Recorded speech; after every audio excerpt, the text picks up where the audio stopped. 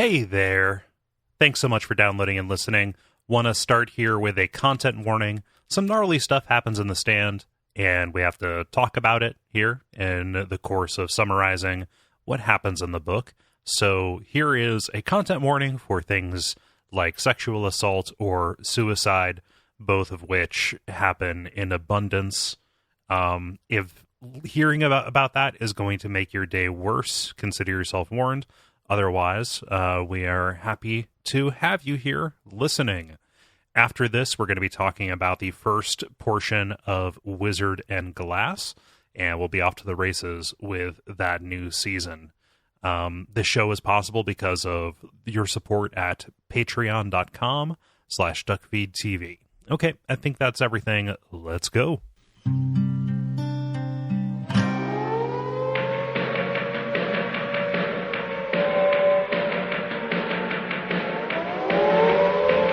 Welcome to Radio Free Midworld, a podcast about the Dark Tower series of books by Stephen King, and also some related works. This is part 2 of our coverage of The Stand, which is one of those related works. This is actually the final episode in our off-season before we start talking about Wizard and Glass.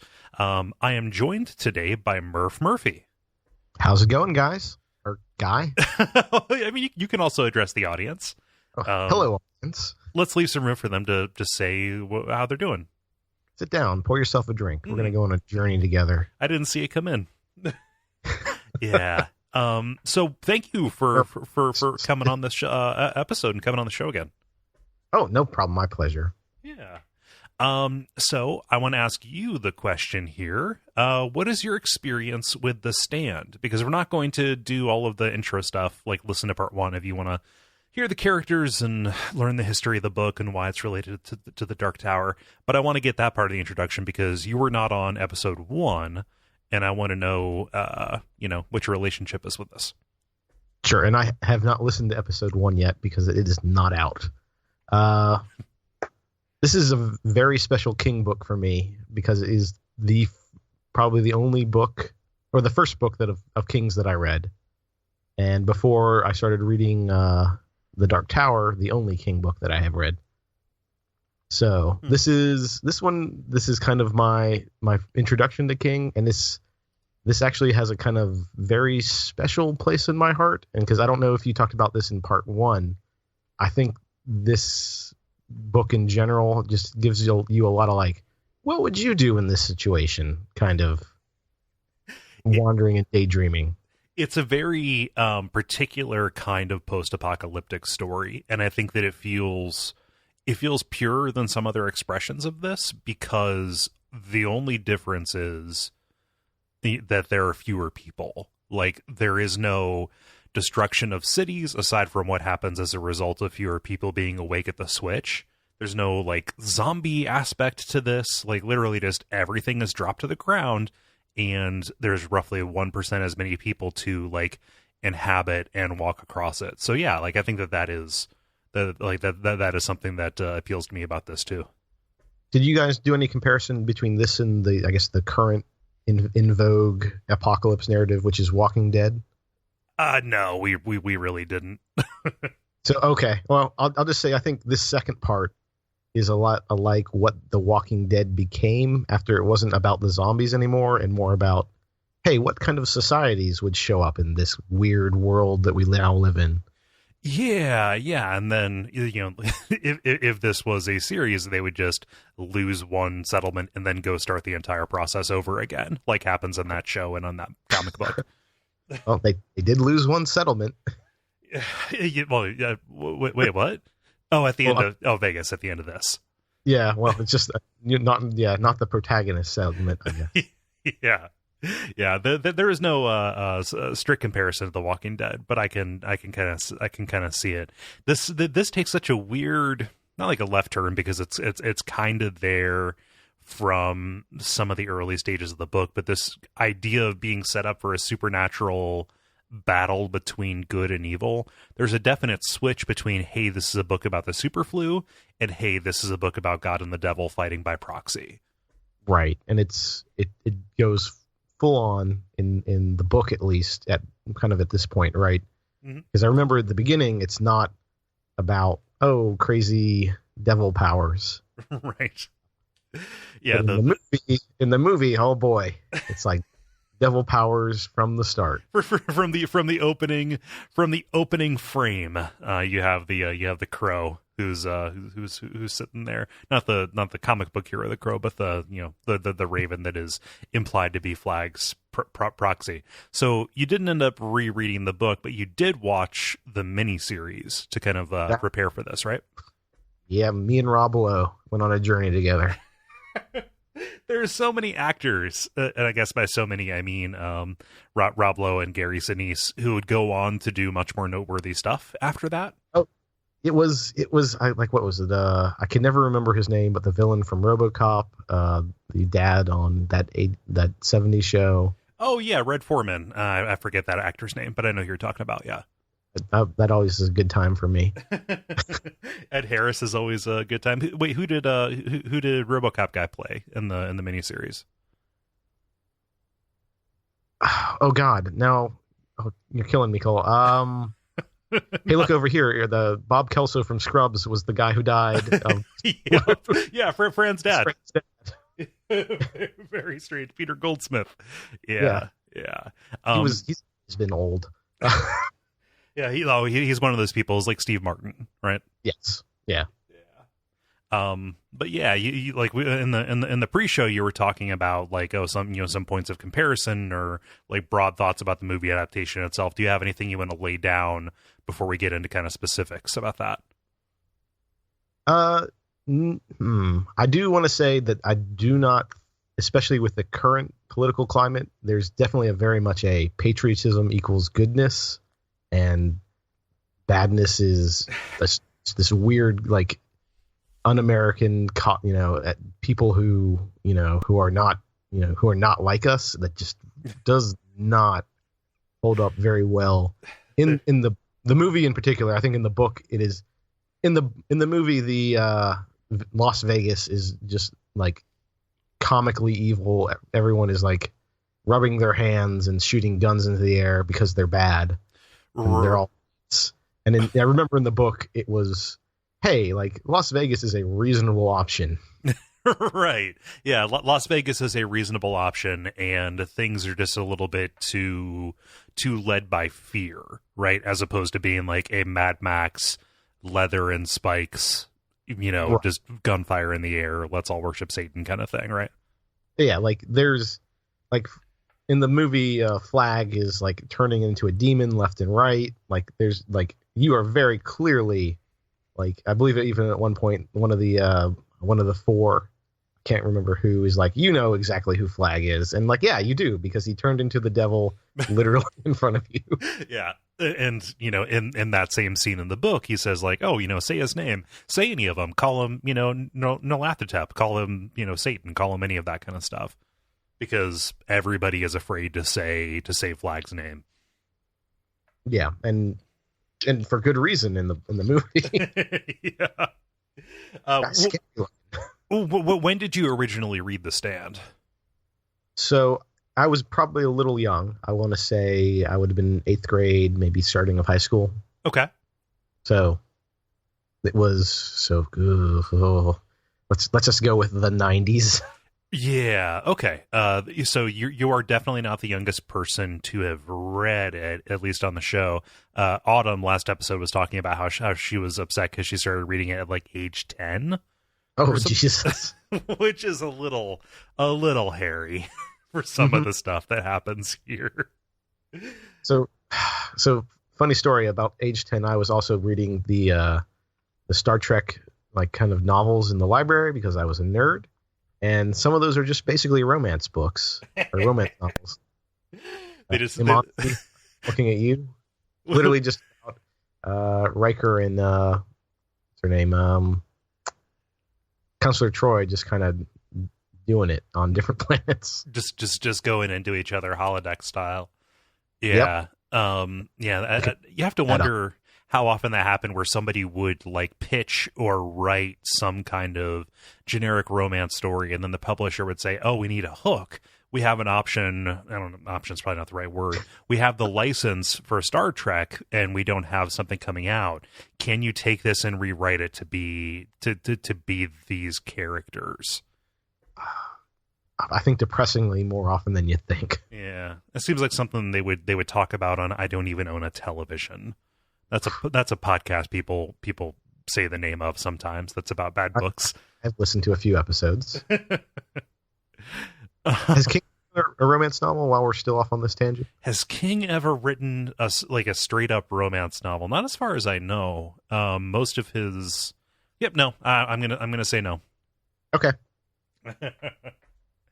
Yeah. So Maybe let's side podcast. I don't know. What's that? Nothing. I was saying next off season. Yep. Just the romantic works of Stephen King. I don't know that I'd be too crazy about reading that, but yeah. Yeah. So let's get into this because, I think we hit the first 700 pages last time, and we've got about 700 pages here to go. Similar kind of idea. I'm, in taking notes and in talking about this, we're really zoomed out at this point, and there's a lot of stuff that happens in the middle third of this book that can kind of be written off as, and then they started society again. So if I can, we had a brief email exchange, and you don't like and then they started society part. Is that? It's fine. So this is so doing it for the show here, and so the pass I did to make the notes, it's the fourth time that I've read the book. Mm-hmm. That doesn't get more interesting. The other stuff does. So I think, if I remember, like, that's like my bread and butter. Like, for some reason, I really like people like, how would you set up the mail system in, like, one of my favorite books was the Swiss Family Robinson when I was very young, because I was like, this is how you would build this thing. Yeah, I love that stuff too. Yeah, but I remember this like working for me. Like I have a very distinct memory of like, how are we going to punish the guy who got drunk and shot out all the windows in the water part of town? Well, I think it shows kind of a comprehensiveness of thought on King's part, for him, like thinking through a lot of the angles of the way this recovery would manifest, right?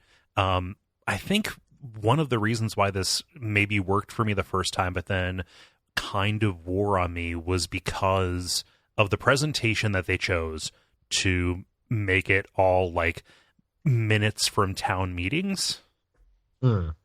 Stuff like that. There's something about that presentation that gets just a little bit under my skin.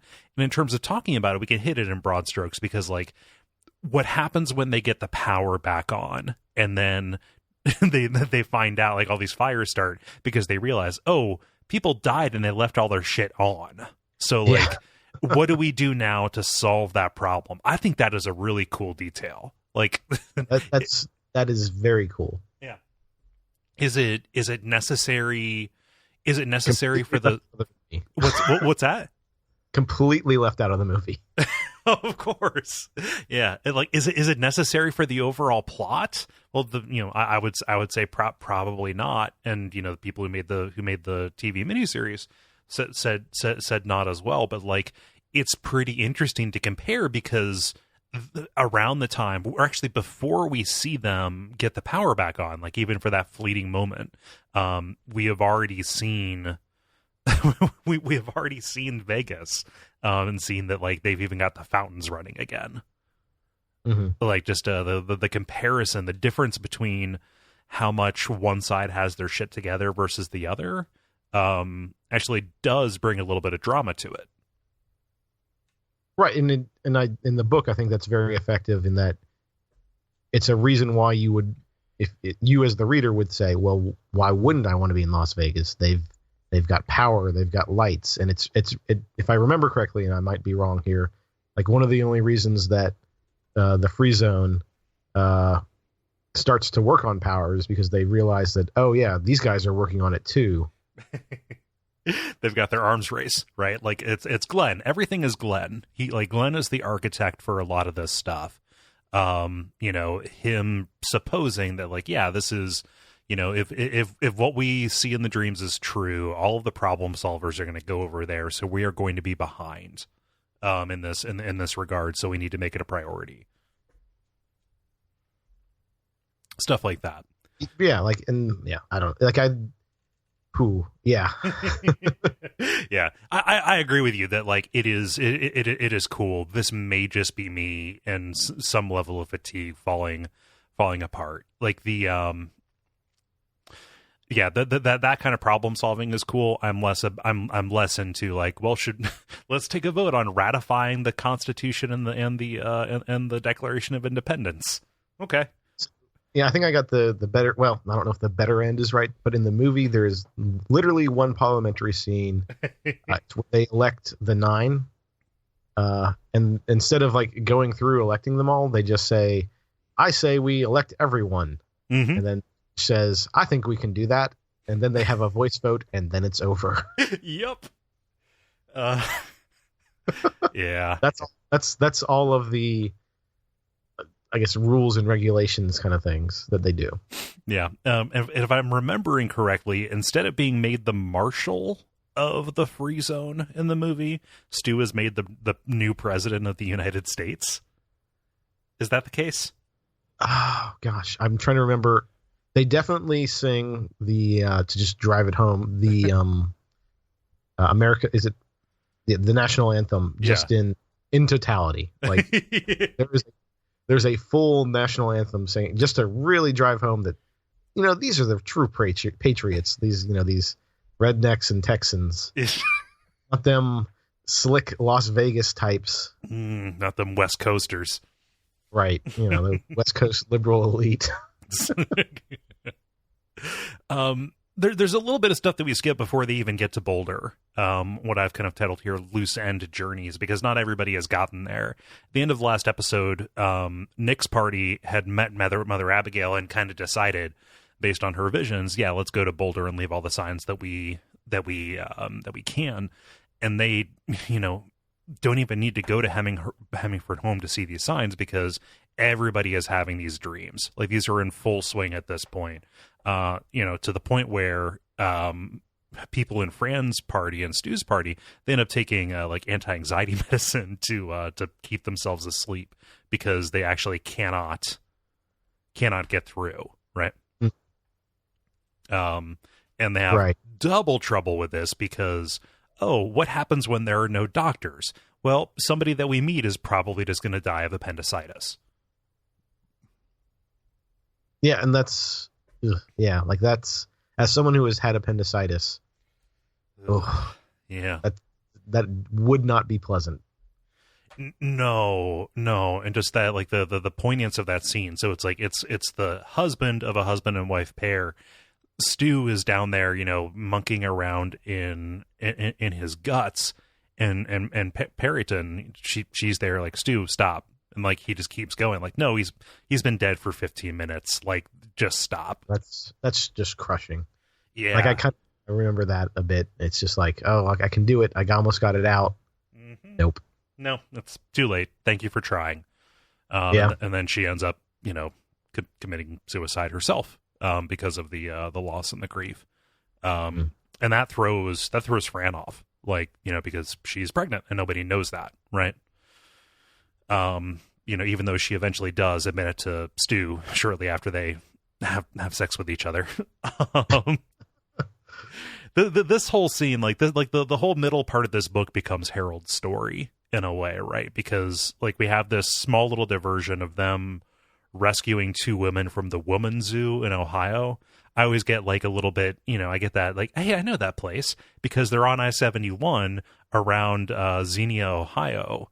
And everybody's wearing, like, different university shirts and stuff. Like, yeah, that's the road that I drive to go home when I go home to see my parents. Like, oh, the woman zoo is there. Fuck. Yeah, that was, thankfully, I do remember that part, and I just remember being, like, just real skeeved even back then. Yeah. And thankfully, the movie doesn't happen. I'm like, all right, good job, movie. At least one win. But that zoo in. but that's like that is another post-apocalyptic trope, right? Which is what happens when there's a breakdown and all of a sudden bad people are free to victimize as they see fit, right? The movie does not, as bad as Las Vegas is, it's just kind of bad in a we're kind of told that we're bad, but it's more like I'm people yelling that they're bad, and but there's no nobody actually commits any actual acts on screen, right? Yeah, and so but in the I do remember the actual text being a little very, I don't want to say explicit, but yeah, I mean it is profoundly upsetting, the idea that there's this harem who is kept sedated on drugs, like that is not good at all. And there's a little bit of triumph in all of those people getting their head shut off for doing what they did. So I don't know, maybe I'm vindictive. Who knows? No, I mean again, this is just what's so what was his cocaine level when he thought up the woman's zoo? Oh, yeah. Yep. You can always just shift it off like, oh, that was the cocaine. Yeah. I mean, I don't know. That is not my favorite apocalypse trope, but no, and that's going to be the one that's going to come true, isn't it? Seems likely. Okay, so when you read this back when, did you read the version that had the trash can man and the kid? Trying to remember. So this is the big difference between the original version and the expanded version, is this little piece of detail about how the trash can man gets to Vegas from Indiana. And when he meets this character called the Kid, who's like this greaser kind of guy from Louisiana, who ends up, so this isn't in the movie. They couldn't have filmed this. And the Kid is even more unhinged than the trash can man is, if you can believe that. He is psychotic. He drives around with them, with trash can man at gunpoint. At one point, he nearly shoots trash can man for spilling his Coors. Because do you think there's any more Coors being made? Stuff like that. Like, it is a very, and Trash Can Man is not equipped really to deal with this. Like at one point, again, this may just be the cocaine and, content warning for this kind of stuff. Like, they're sleeping in a hotel and the Kid sodomizes Trash Can Man with his gun in order to coerce him into a sex act. No, I do not remember this part. Huh. Yeah, but, so maybe you read some of the original stuff. I don't know. I'd also don't. Maybe I'm glad I don't remember it. Yeah. Maybe it just didn't make an impression. The Kid is very vividly drawn. Like, I think this is a good and effective chapter. Again, I think what I'm realizing is I've got a little bit more bloodlust than you, because the Kid gets his comeuppance. Randall Flagg is very upset that the Kid is threatening Trash Can Man, so he summons, he manifests as a whole pack of wolves that traps the Kid in a in his car in a tunnel as Trash Can Man gets away, and we find out later on that, well, the Kid decided he didn't want to starve to death, so he went out strangling a wolf. No, yeah. I do not remember. So I might not have read that edition. Yeah. Okay, so that feels like a detail I would remember. It does seem like a detail you would remember. Yeah, it stuck with me. It is very much a let's say pungent imagery. Let's call it that. Mm-hmm. Yeah. But regardless, that is done in this really cool chapter that is, Trash Can Man, he's wandering across the desert. He abandons his bike because he thinks that Vegas is closer than it is, and he is completely sunburned to shit the entire time. This is kind of it continues to be part of his transformation into what we see at the end, at the very end of the book, running across the desert, speaking to himself, saying that Las Vegas is Cibola, Cibola or something like that. The the famous Lost City of Gold and My Life for You and all of that. Like, he gets to Vegas and throws himself in the fountain so he can, like, be rehydrated, and then, like, Lloyd takes him in and he gets his Blackstone necklace and all of that. Like, this is not just showing how Trash Can Man gets there, but also showing us Las Vegas in full swing, like a city that is functioning about as it did before.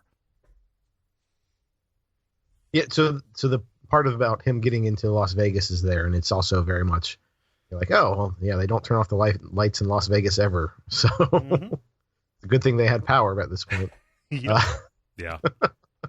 But no, yeah, he jumps into the fountain, and it's you're like, oh, all right, and it's definitely before they have power on the other side.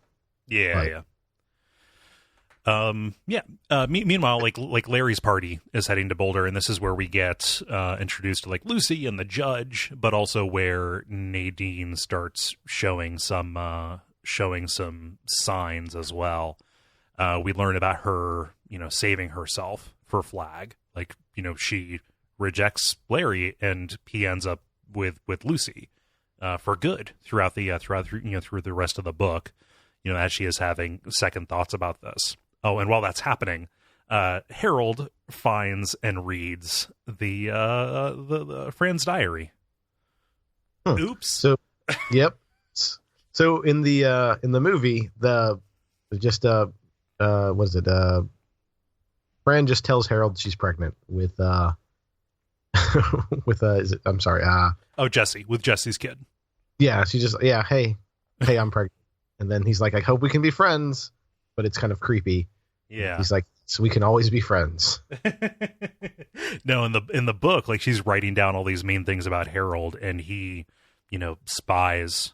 he spies their right. Like, reads that, and there's this whole drama of, like, he has left a fingerprint in chocolate on one of the pages, and that's what leads Fran to break into Harold's house later on.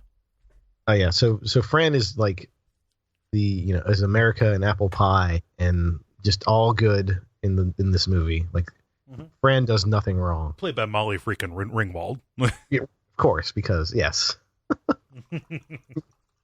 So yeah, but in the book, obviously, like, the people in the main characters of the Boulder Free Zone are perfect in the movie, but not so much in the book. Right. Well, none of what she writes about Harold is wrong. She is correct in her assessment. Just because he's just kills people and yeah. Well, yeah. Yeah, I mean, the killing came later. Yeah. But yeah, Harold has kind of a similar break after reading this and after realizing he doesn't have a chance. Like, he turns into just this kind of smiling politician that is that everybody is put off by. He just kind of hides behind this genteel kind of appearance. He has literally the best post-apocalyptic jacket in the movie. Like, it's a leather jacket, and it's just covered with they might have a use, but they look like useless bumps. Useless silver bumps. Does he get that when they're on the road, or does he? I seem to recall him, like, having a costume change right around the time he starts falling in with Nadine, and they decide, okay, well, we've got to be our bad guy versions now. No, he has it basically when pretty much from the start, like they show up on motorcycles with with Glenn and Jesse, and he's wearing this he's in full post-apocalyptic mode.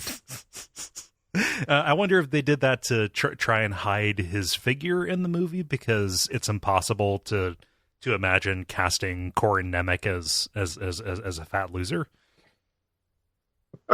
He's not particularly fat, though. Just kind of he's Parker Lewis, man. He can't lose. He's just kind of nebbish, and yeah. I think he in the book. Is he a writer? at the beginning? Yes. Oh, yeah. He is the consummate writer. He's the Stephen King stand-in in this. See, no, he's not a blue-collar laborer. He's obviously one of those East Coast liberals. Therefore, it's obvious you'd have to cross over.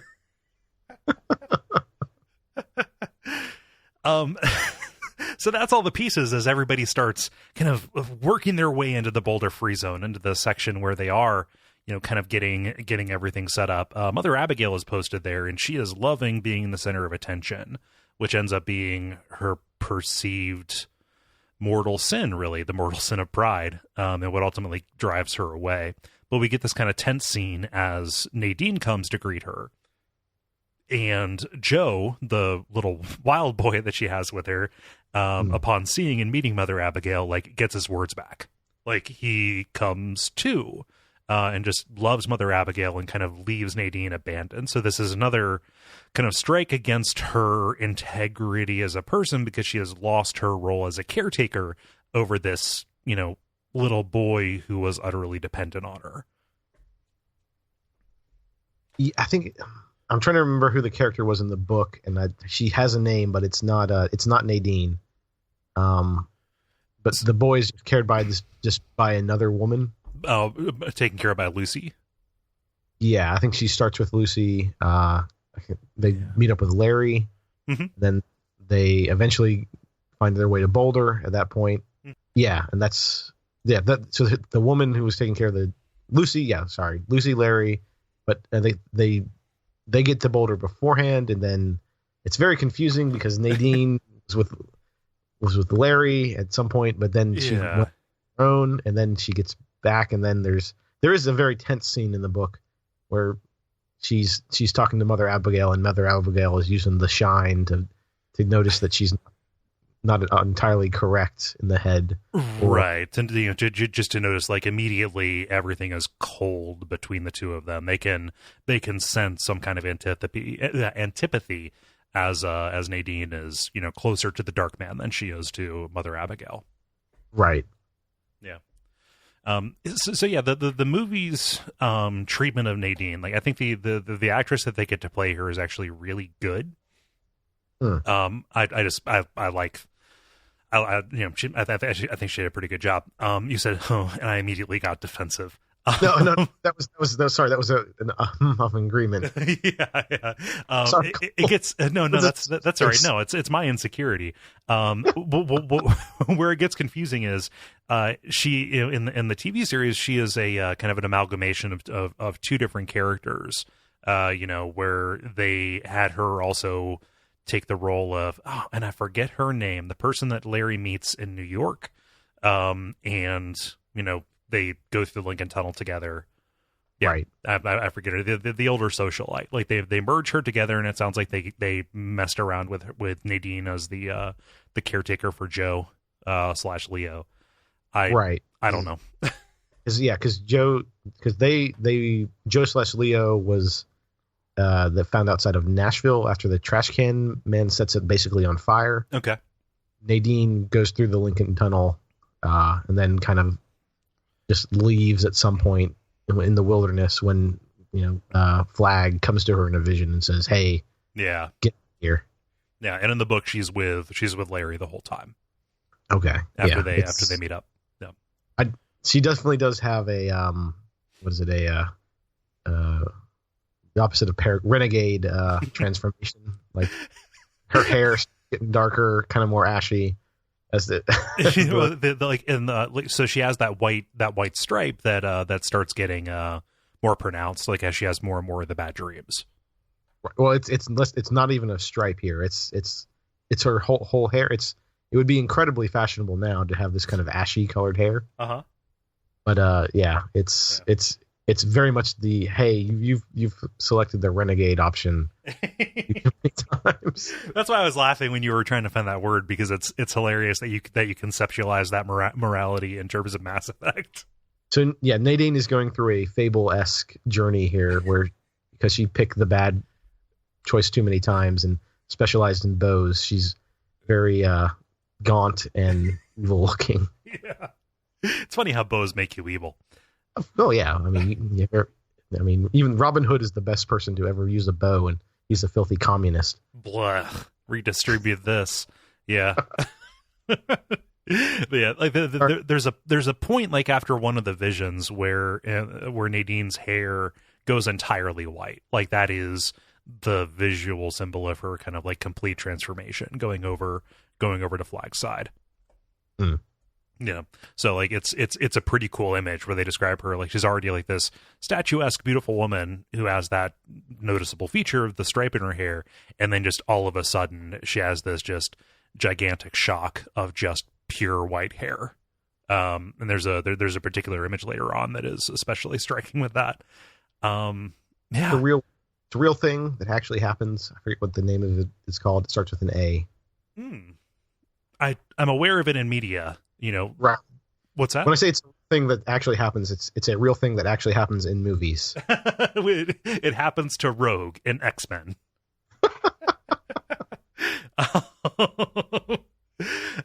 But they're kind of getting posted up. They're like going to get in, they're taking over these houses. There's this beat that Boulder had this mass evacuation because people thought that the plague was coming from a nearby air treatment center. So that's why there are like no bodies in this whole town. And so they're just taking up residence, in these houses. And I have to imagine like that can't go on forever. Like the people who get on the ground floor have to have the entire run of the place.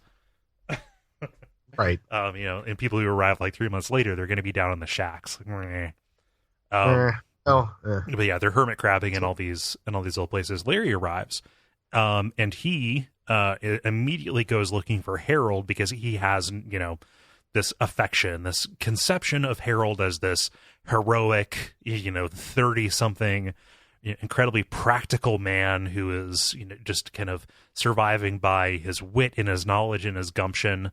And he is really, really surprised to find out that he not only is this smiling little dweeb, but also like Leo/Joe has this real bad vibe to him. Like just like Leo will not go inside Harold's house. He's just too put off. Yeah. So in the movie, this is not played up a lot. But again, we've also been told that we don't like Harold. Yeah, they go to lengths to have Larry figure it out for himself, which is probably good. Yeah, nobody figures it out in the movie. It just like the moment they figure it out is when the house blows up. Right. When the moment they figure it out is when Stephen King cures his writer's block. Yeah. You know that story, right? No, I don't. Yeah. So it makes sense to talk about here. So he got so wrapped up in the process of like having these characters get to Boulder and set everything up that he lost all sense of like the best way to move things forward because the story got incredibly crowded with too many people and just like not enough motivation to actually go and have the stand, to actually face down Flag in the desert. So that is literally where this plot with Harold came from, to have him start putting together the plan to blow up the Free Zone Committee. Right, because to thin the numbers and to give them a reason to go. Because if there's no like without Harold as kind of this inciting incident with Harold, there's really no reason to go to Las Vegas at this point. Like, why would you? Like you said, you've got this whole city full of resources, which probably is doing okay. Like, yeah. I've been to Boulder; it's very nice, actually. Right. Why would you ever leave? And that's actually that kind of makes sense. Mm-hmm. Yeah, it just I read that story in On Writing before I even read The Stand, so like this part of it was a little bit messed up for me because it was spoiled. He even apologizes. I feel really bad about what I did to Nick there. But yeah, like that was what led me to read The Stand before any of the other books, in spite of its length. Yeah. yeah, that's very true. Because there's no reason to go to LA. Nope. I mean, well, there's no reason to go to either LA or Las Vegas. Oh God, yeah, well, there's no reason at all to go to LA. But yeah, Larry's put off by him. This is around the time when Fran sees the chocolate fingerprint, as we again cut over to Harold like writing his edgelord shit in the book, like, you know, the principal sin of man is not pride. You know, sin is pride is a virtue. You know, it's a man taking, like, basically like Ayn Rand for dummies kind of stuff is what he's writing. It's really hilarious. You know what this is replaced with in the movie? Well, what is it? I believe he listens to too much Saturday Night on very loud. Wait, what's Saturday Night? Like, too much whiskey gets me tired. By tomorrow I'll be all right. Okay, it's a song. Yeah. Huh. Yeah. So the music is what turns him. Is he? Is that is his expression? It is not his kind of Nietzschean philosophy. It is just his. So he's been turned at this point by nicotine and the promise of sex, or actual sex, actually. Right. But then he gets some dynamite and starts. He goes into a basement, blasts this song, and like starts on dynamite. I don't think he's smoking, but like that could have been in there. It would not be out of place in that particular depiction of here's a person who is morally questionable. Right, yeah. And like Nadine comes up and is like, what the hell are you doing? And he's like, shut up. You know what I'm doing. Get out of here. Don't set off the dynamite. And like, you're much Saturday night. Nadine, my dear, are you aware that dynamite sweats nitroglycerin? Yeah. Little nerd, stop it. Make some friends. Yeah. Oh, completely mansplains. He's full MRA at this point. Oh, for sure. Oh my gosh, mansplain is exactly what he does. And that's part of what Fran is writing about, saying like, oh gosh, why does he always have to chime in and insufferably explain something before anybody else can talk? Said a person who does that all the time when he is hosting a show. It's okay, Cole. Just Mother Abigail, welcome you back. Okay, with open arms for as long as she remains in the zone. Anyway. Oh, hey, doggy. So there's more parliamentary stuff as the ad hoc committee becomes the free zone. They approve the burial committee and also start picking their spies, because what they want to do is figure out exactly where Las Vegas is at. And they settle on 3, and here are the 3 who they choose. Strangely enough, so Larry nominates the judge, who's this old guy. Who totally understands, like he foresaw that something like this would happen, and like leaves that same day. The judge, I remember in the movie, is a real badass. Yeah, he's pretty great. He is a character actor, and I cannot remember his name. I can't. Well, you tell us about the other 2 spies. Yeah, the other one is one of the people that they rescued from the women's zoo, Dana Jurgens. Who's just kind of this tough woman who, they decide, she's going to be really capable. We know that she is going to be able to take care of herself at the very least. She has this plan. She's going to use her Ezio Auditore assassin's knife, the spring-loaded knife on her wrist, to stab Flag if she gets the chance, right? And the final one is nominated by Nick, and it ends up being a little bit of a stroke of genius for the way the cosmology of this book works. Is Tom Cullen. You'll remember Tom, the mentally handicapped person that they met in Oklahoma. Body of a man, mind of a child, kind of your stereotypical Stephen King depiction of this kind of condition. Pure as the driven snow, nice, happy, all of that. And they decide that like we can actually program Tom with hypnosis. What's that? So we come back to that, but so this is like my least favorite Stephen King trope. It's not great. No, it is not. The special power of the developmentally disabled. Yes, and like when I kind of get that, if you think about it, I assume that King is probably some kind of Christian, and that that the mentally disabled hold a special place in God's heart, kind of thing. But who? Yeah, it's something he relies on quite a bit. The nice thing is that you don't really you don't see it that much in his writing after a certain point. But there was definitely a time when that seemed to be his whole deal. If I'm looking at this, I would much rather he talk about the actual mysticism of children as opposed to his other two favorite kind of topics at this time, the developmentally disabled or people of color. Yeah. Yeah, it's not good, but it is what it is, and I'm just yeah. Tom is he is a very likable character and incredibly capable too.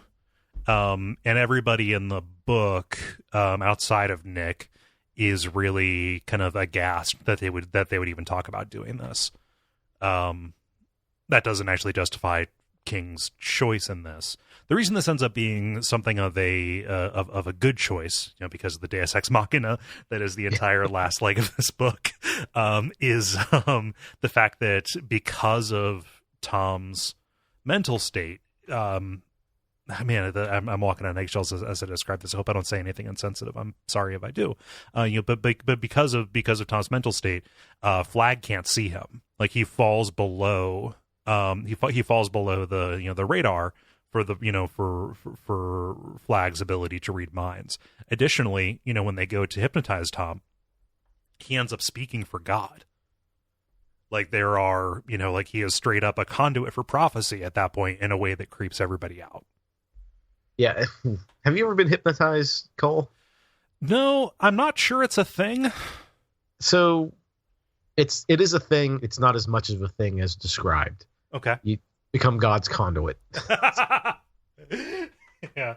I don't even know that I go in for the Office Space interpretation of it, but that might just be unnecessary skepticism on my part. No, it's definitely even Office Space is a huge exaggeration. As someone who has been hypnotized, it is probably 70% enthusiasm and 30% a thing. They even say in the book that you couldn't hypnotize somebody to do something they weren't otherwise going to do. They talk about how immoral it would be to program him to be a killer. No, he wouldn't kill anybody, and he wouldn't do that even if we programmed him to do it. Forgive me if this question is too personal. Have you undergone hypnosis? What was it, an entertainment thing, or was it therapeutic? It was at college, and it was a show. It was a show. Okay.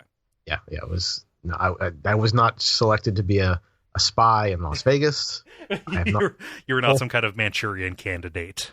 Yeah, no, I will not be activated at any point. Okay, cool. So I can say Bananas Foster. Oh. Okay. Whew. See, that would have activated you. All right. That's delicious. I'm going to go. It's Bananas Foster. It's dinner and a show. So they have picked their spies, and they're mostly getting on their way. I kind of condensed that. There are a couple of chapters of them getting everything together. But as this is happening, and before they have their real first big meeting, Mother Abigail, her phone line with God gets cut off. The line goes dead.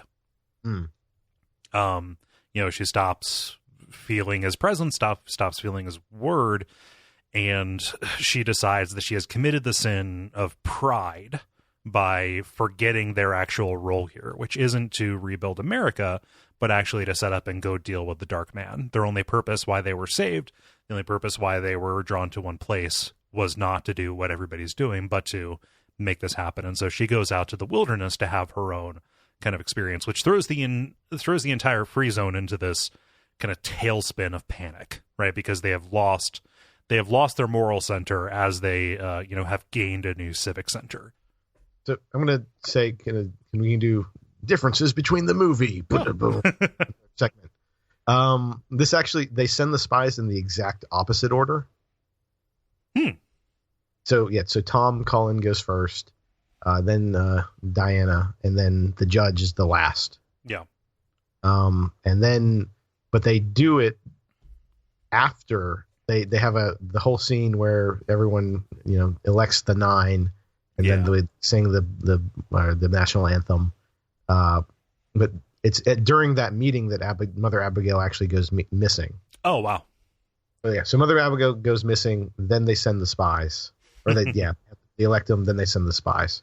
Yeah. Like in the book, it's just one day Mother Abigail is gone, and they start organizing the search party and stuff. But everything else continues.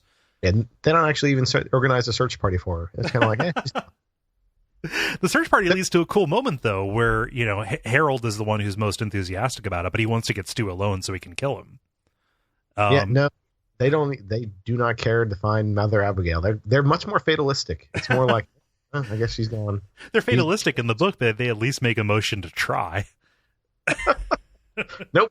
Just like, it's very like, they're very trusting of their what fate and God in this book. It's just, things will work out. Yeah, there's a little bit more doubt, like the total infallibility of faith, unwavering faith, doesn't come until the group reaches Vegas, in the book. No, by the time the free zone is established, we're in full cult mode. It is a functioning theocracy. Yeah. Yeah. But Stu ends up disarming Harold by inviting him to dinner, saying like, "Yeah, I'm really sorry about the way things shook out. I know you were disappointed about me ending up with Fran, but why don't you come? Let's break bread. Let's mend fences. Let's verb nouns, and make up." And that puts Harold off of his guard. And Harold's kind of an arc here is really interesting to me because he has every opportunity to stop. Right. Here, later on when he's on the burial committee, he realizes he thinks people are making fun of him by giving him a nickname. They start calling him Hawk. Like, why would they call fat old Harold Hawk? Well, by this point, he's lost weight. He no longer has his acne. He's walked across America. Like, he's gotten his stuff together. He started, even if he is creepy and smiling at everybody, he has started, not correcting people and things like that. Like, he's gotten everything together, and he realizes that he has friends. And he has several moments where it's like, okay, I could accept this, or we'll get to the or here, I suppose. Right. Yeah. So it's the exact opposite in the movie. Yeah. Harold spends the day kind of cleaning out a church and says, well, better if you just think about them as cordwood. And then we see a dump truck dumping bodies into a mass grave. Yeah. And Harold stares off into the middle distance. Thinks, okay, they're cordwood, so I can blow them up, like they do with cordwood. Yeah. Yeah. Well, how much cordwood you blow up this week? How much cordwood would a cord? Yeah, I don't know. See, I can't do it. Too many syllables. I admit I didn't watch the miniseries. Did they have Kojak? His chapter, nope. With his point of view thing. Do you remember that from way back when? Yes, I do remember that. But Kojak is kind of just when he's with Glenn in the beginning, and he stays with Glenn pretty much to the end. Mm-hmm. Yeah. Well, no, not till we get to the washout. Right, and then he becomes Stu's savior. Yes, but yeah, he's with Glenn until the washout, essentially. Yeah. We get like a little chapter section where Kojak, who is such a good dog. They left him behind up in Maine so that they could ride their motorcycles. He walks across America. He homeward bounds to get to them, and he fights off wolves on the way because he isn't just a dog. He is God's dog. You know what? They do not address why the dog cannot ride a motorcycle. If anyone's a fan, campaign pod, dog, send me a picture of Kojak riding a motorcycle. If Kojak wore pants, would it look like this, or would he be on a motorcycle? But like, I don't know. It's pretty affecting, to have Glenn crying, feeling bad that he left Kojak behind, and just the undying loyalty of a dog as he walks across America to get to his owner. Like, yeah, like that's I love dogs. I got two, so yeah. Movie, yeah, And like nothing terrible happens to Kojak in this aside from him surviving the wolf attack. Like they even say he lives an implausibly long time after he gets back. Like they say he outlived. What's that? They're good dogs, Cole. I know they're good dogs, but it seems very strange that he would live 16 years after Glenn dies. Most dogs don't live 16 years. Well, they're okay. I understand they're very good dogs. Okay, I get it. I believe you. Okay, I believe you, Murph. I'll be the Mother Abigail of dogs. Okay. Oh gosh, The Stand, but the all dog edition. And then there's a man named Kojak who follows his dog across the country. Fights a bunch of, I guess, would be monkeys. Yeah, it would just be monkeys, I think. All right, I'd read that book. Yeah, let's do it. Okay, let's just wait 30 years until The Stand falls into the public domain, and then we can Pride, Prejudice, and Zombies this bitch. Okay. Yeah. All right. This is how I retire. The Stand, but dogs. So, Larry is brought onto the committee, and they had their first meeting. Nadine desperately goes to Larry because she feels that she's on the edge as well. But like, he's with Lucy. He chooses Lucy over her, and Lucy, heartbreakingly, has just said, "Oh well, she's come for you. I guess you're going to leave me for her." And like, this is a difficult decision for Larry because remember, he ain't no nice guy. Yeah. Right. In the movie, this is a very easy decision, and he basically knocks her down. There's a little bit more temptation, but the choice is clear. He has to, be with the person that he knows he is good for and who is good for him, as opposed to Nadine, who is, not, right? No, yeah. In the movie, this is very much Larry's like, "Hey, get back in the house. Right. I'm gonna have this conversation with Nadine." Knocks her to the lawn. Jeez, little harsh. Yeah. No, I mean, it literally does. Like, yeah, no, it's not great. I remember the scene you're talking about. Yeah, and just is like, "Get out of here." Yeah, and yeah. In the book, it's more of it is more of kind of like an emotional violence kind of thing. Like she begs him, like, "Hey, I don't know what's going to happen. If you say goodbye to me." Good. It's very much a physical act of violence. Ugh, no good. But she leaves this and goes and gets a Ouija board and gets one of her first real messages from Flag, with the very creepy flashback scene to her in college, actually, having like going to a party and there was a Ouija board and getting another message from what appears to be an interdimensional stalker who is coming after her, revealing that kind of she has been marked by Flag since early age as being the prophesied wife who was promised to him. No, so yeah, in the movie, Nadine has been receiving very vivid visions every time she goes to sleep, since New York. Mm-hmm. Well, so she wasn't Nadine in the book, but the person who was Nadine. Yeah. So at this point, they're both Nadine. Nadine. Yeah. Yeah. At this point, but yeah, she's been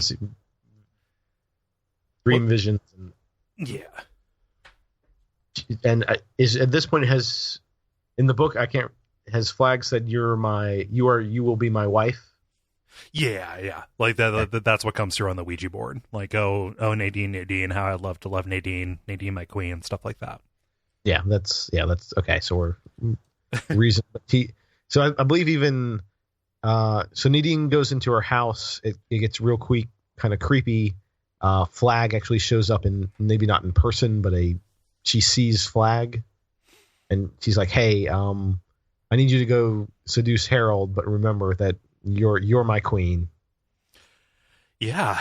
And it gets to be super creepy because she goes to Harold, who is, I guess technically an adult, but kind of half her age, and tempts him with kinky sex and technical virginity.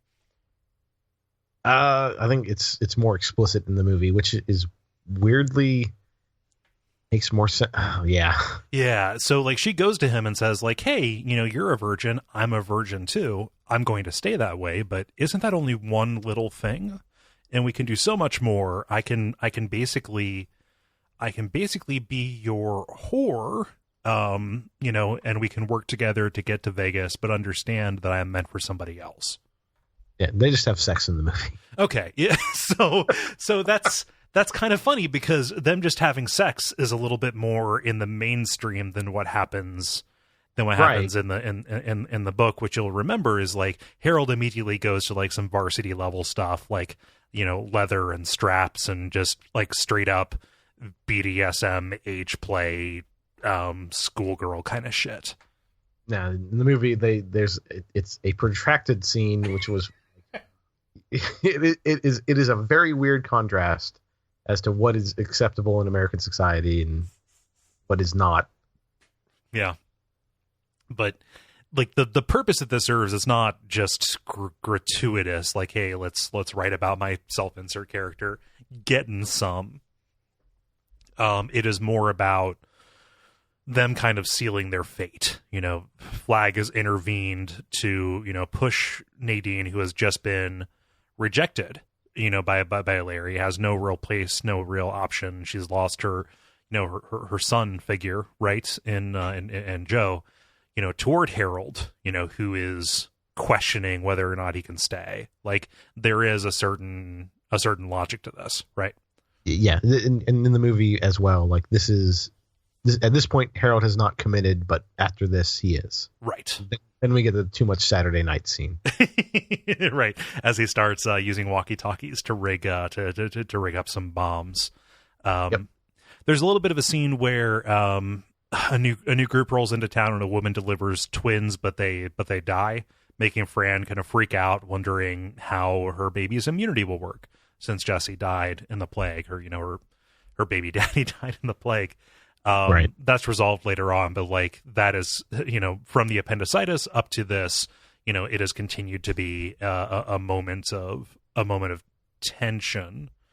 And to throw more tension onto that, Larry and Fran go back to Harold's home because Fran had broken in there before, where they see the walkie-talkies and the lengths of wire, but they don't actually put two and two together. They just think that he's trying to like improve the walkie-talkies and their range. What they do find is Harold's diary, his edgelord Nietzsche shit, and his declaration that he wants to kill Stu.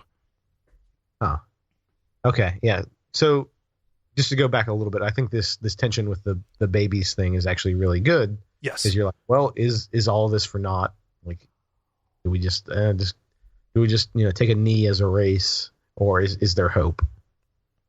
Right. But in the movie, like, nobody suspects Harold. There's no reason to suspect Harold. He kind of it comes literally out of nowhere. Like, we don't get these breaking into his house scenes. No. So that, like, the fact that they are that close to it, and Larry even beats himself up for this later on because he saw all the pieces, he just didn't put them together, makes it a little bit more poignant, I think. When they could have stopped it but didn't. Yeah, that's always a little bit better. Like better when a tragedy is preventable, right? Right. And in fiction, in fiction, yeah. There we go. Good CYA humor. Good cover. I'm not evil. I'm not with black at all. Hey, you realize you could have muted that, right? Oh. Okay.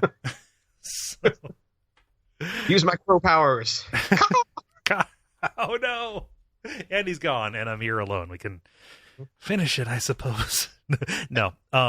Nadine gets her last transmission from Flag in a really spooky scene where she goes to a drive-in, and Flag speaks to her through all of the speakers on the poles.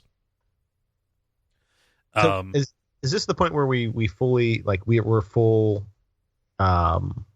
supernatural? Maybe. Like, it's around this point, if not.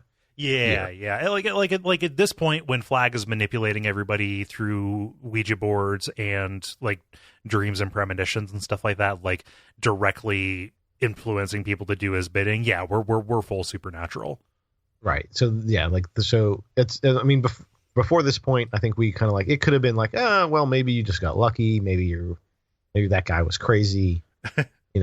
But at this point, I think we're like, okay, yes, the God and the devil exist. They're talking. This is what this book is about. Yes. I laid this out at the beginning of the previous episode when we were talking about the generalities for the book, but like it is a little bit, I don't know, like strange. But it is something you just kind of have to accept with the book. Like, table stakes is that, okay, God and Satan are real and they are fighting through us on this. That this is the direction the book took, can be, like, to me, be seen as like a less interesting choice than could have been made. That it is just straight up Christian theology. Oh yeah, 100%. Like, and the ambiguity of, if there's some ambiguity, that's always just more interesting, because then you get two stories, right? Mm-hmm. 2 for 1. Yeah. But I mean, this at this point we're basically in the Left Behind series. Yeah, that's a comparison that I sometimes make when I'm being less than generous to this book. Yeah, I want to say that no, this is better than the Left Behind series. Like, I'll go with that. But yeah, so Left Behind sucks, A, because it's kind of not so, but B, because it has a really retrograde agenda, right? Like, what is it, like in the Left Behind video game, only women could be the medical, like only on the forces of good, only women could be the like the support unit that healed people. Like, okay, that kind of sucks. Insofar as The Stand has an agenda, what it is saying, like, it's almost like an environmental message more than anything, right? Just that the evils of man are allowed to exist when we are so comfortable that we, thrive to the point where we start tearing ourselves apart. Right. And also I'm gonna walk back a little bit, not a lot. I'm just gonna say, I'm not saying that this is my, this is, hey, we should, all the messages in The Stand are great. No. I think there are, but I think it is okay to enjoy media even though there are problems with it. Absolutely. So it's okay to like a video game. Yeah, it's okay to like a video game. It's okay. It's okay to do an entire podcast about Stephen King, even if most of his work deals with people of color in a way that is pretty hinky a lot of the time. Right. Or at least was for a while. Then he got better. Right. Hey, let's Right. Yes. There we go. It is okay to like things even though they are flawed, and in some ways that is an okay and laudable way to go. See, there we go. We made it about it. We made it about how cool we are. So the NFL. I don't want to talk about the NFL. I really don't. Well, I never want to talk about the NFL. But okay. So. The climactic scene here, and what really is, the first of a couple of climaxes, because this book has some real ending fatigue, I think. We'll get to that. Yeah, we definitely will. The Free Zone is having their meeting. It's about some real kind of, menial stuff. They start getting, like, premonitions. Fran starts thinking, like, hey, are the walls closing in? Like, she, just can't breathe. Everybody's like, hey, something is wrong. Are those motorcycles out there? What's happening? Oh, it turns out Mother Abigail's back in town. Why don't we run outside? Nick, our somebody who seemed like he was going to be like the main hero of this outside of Stu, actually finds the bomb that Harold has placed and starts trying to defuse it when the house blows up. Right. Bravo dies a heroic death. Yep. And in heaven, he can speak. So, yeah. Yes, that comes in later in the movie, but yeah. That's... it's later here, too. Like, he speaks solely to Tom. Like, Nick ends up being a hero and serves a purpose well after he dies. Yeah. But that's just amusing. That's another... it's another thing. The thing. Yeah, Harold ends up, like he's the one who detonated this. He, fired it off with a walkie-talkie. Of course, he had to speak in order to make this happen. He didn't just press the button and go away. His, the final words that Nick would have heard, if he would have been able to hear, were, "I'm Harold Emery Lauder, and I do this of my own free will," which is actually really important for the way Harold's story ends. Right. Yeah. I don't think I would call it a redemption arc, but Yeah, it is a move. At least he understands that he did something really terrible. Like there's no redemption in that, and he doesn't ask for it either. We'll get there. Right. Yeah.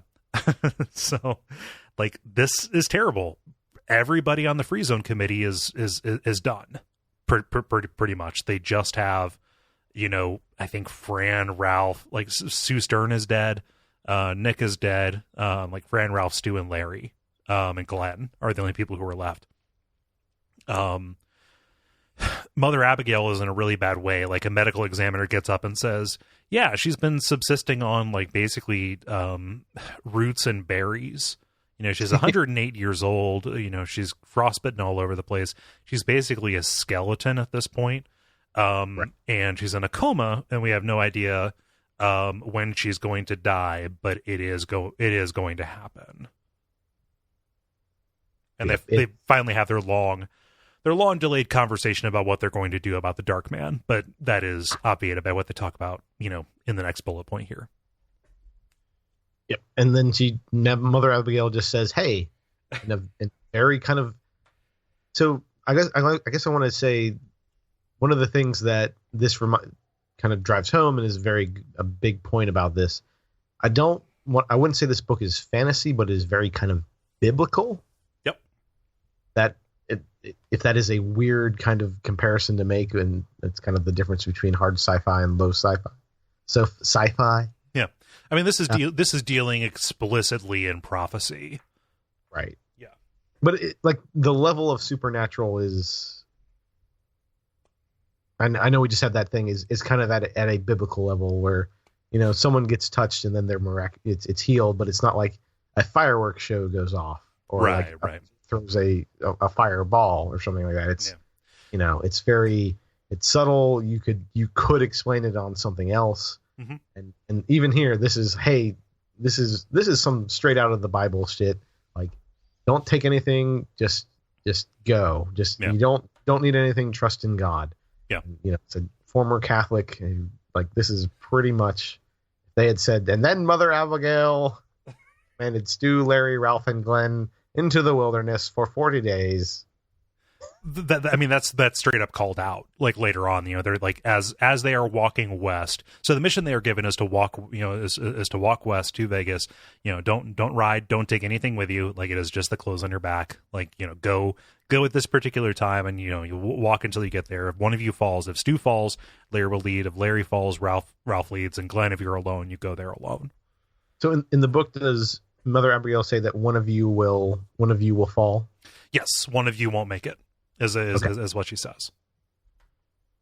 Yeah. And much like prophecy, there's a trick. It's a trick prophecy. Because... Of course. Well, that's also accompanied by, like, one of the chapters ends with, and Larry, Ralph, and Glenn never saw Stu again. Yeah. And you think, oh, well, okay, Stu's done for. Nope. Trick prophecy. Got you. Double twist them up. Gotcha. Going back to the 40 days and 40 nights thing, like, Glenn is talking about what they're experiencing as they're walking, across the desert, pretty much. It's not quite blistering hot out because it's late in the year, but, like, he says, usually they're, it's believed that this is part of like a great cleansing, almost a cleansing of the spirit as you walk, and everything, falls away from you, and all that is left is a conduit to God. Have you ever? Have you ever been out into that area, Cole? No. I've been to the Salt Lake City airport, and that's about it. Okay, so I live in Florida, and the heat here is different. Yep, heat here sucks. Everything moves. Everything feels like an armpit. Yeah, it's bad. Yeah. The heat in kind of the Vegas Boulder area is, like, nice. Yeah, I mean, it's that cliche, right? Well, at least it's a dry heat, right? Yeah, as someone who's experienced both, mm-hmm. Give me the dry heat 24/7. I would take it like 10 degrees hotter if it was dry. Yeah, and like I've been to Vegas once. Mm-hmm. I can breathe in Vegas because everything dries up. Yes. Yeah, well, that's like a reason why old people move to Arizona, is because it's easier on the respiratory system and stuff. Like, that is a recommendation that doctors have made in the past. But that said, I would not want to walk in Vegas for very long without a drink. In the book, they describe like one particular stretch as they're going like, I think, south of Utah. Like, oh, it's going to be 100 miles until we see even a rest stop. Oof. Oof. Yeah. That's the other thing. I'm used to like civilization. Yeah. And not in like, oh, haha, cities. Like, you might have to go 10 miles, but you'll see a house. Of course, yeah, and that house will protect you from any number of elements. Right, but I have also been out there, and it's just like, yeah, there's maybe 100 miles, you might see something. Yeah. Like, what? That's one of my absolute fears. Just being trapped in the middle of nowhere? Yeah, but just cornfields? Ugh. Yeah, Kansas. Ugh. Kansas. So yeah, Mother Abigail passes away. That is the final thing. She heals Fran from her whiplash. The baby is fine. Fran is destroyed. That Stu is going to go. She doesn't think she's ever going to see him again. But they go. And we get into the final book of The Stand, which is appropriately called The Stand. It's a 3-book book. Yo, I heard you liked books. But the beginning, go ahead. Yeah. I like. So what could you do for me? Well, I could put a book in your book. It's the exhibit. Okay. Yeah. And so finally, at the beginning of this kind of third act, the beginning of this kind of denouement, rather, you get a glimpse of what's happening in Vegas. You see the Walking Dudes operations. Like, I wanted more of this. Right. Yeah. I love this stuff so goddamn much. And it opens up in a really cool and kind of bone-chilling way with the judge, trying to cross over the border from Oregon into California, and the sentries that they set up at the picket, chasing him down. Flag's orders are for them to kill the judge, but like, don't harm his head. If there's even a scratch on his head, you're done, because I want to send it back to them so they know not to fuck with me. Right. Well, one of the guards ends up like shoots him in the head 4 times. It's like 4 miraculous shots, and it's an inverse Pulp Fiction. Right. And there's this amazing thing. So I listened to this on audiobook this time. Grover Gardner's the narrator who did it. His interpretation of this line: "Hey, Bobby Terry, you screwed it up."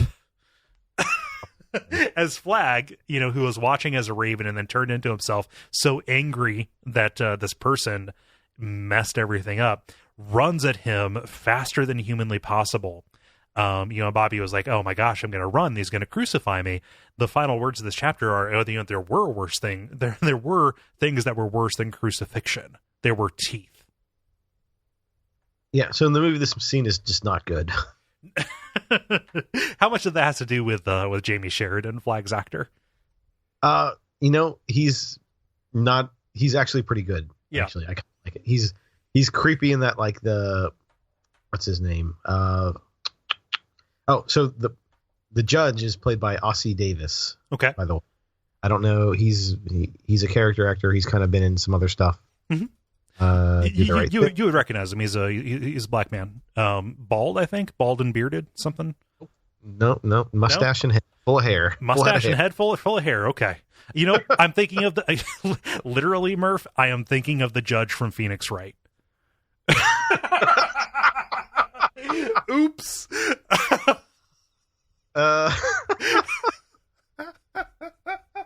Continue. Continue. So they stop him. It's 2 of them, and then like the book does the one guy do a friendly fire, killing the other guy? I think so. Yeah, and then but it doesn't seem like the judge, like, they say, "Oh yeah, don't take his head," but they don't say why. Right. So you're like, is he gonna like possess his head?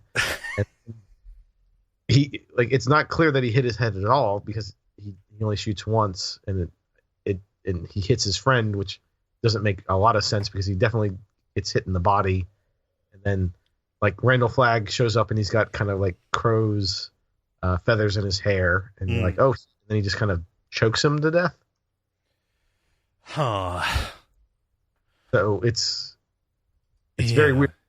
But at this point, we've already seen. Well, to skip ahead a little, we've seen Dana and Tom Cullen in Vegas, but we'll get to that. Yeah. Well, so I think that Jamie Sheridan does a good job of Flagg when he is just kind of smiling and being charismatic. I'm specifically thinking of how ridiculous it is when he does supernatural stuff. Oh yeah, that's just bad. Yeah. Yeah. But just the idea, there's a line in like a later chapter is like, oh, he was killing, Flagg was killing poor Bobby Terry with his teeth for hours.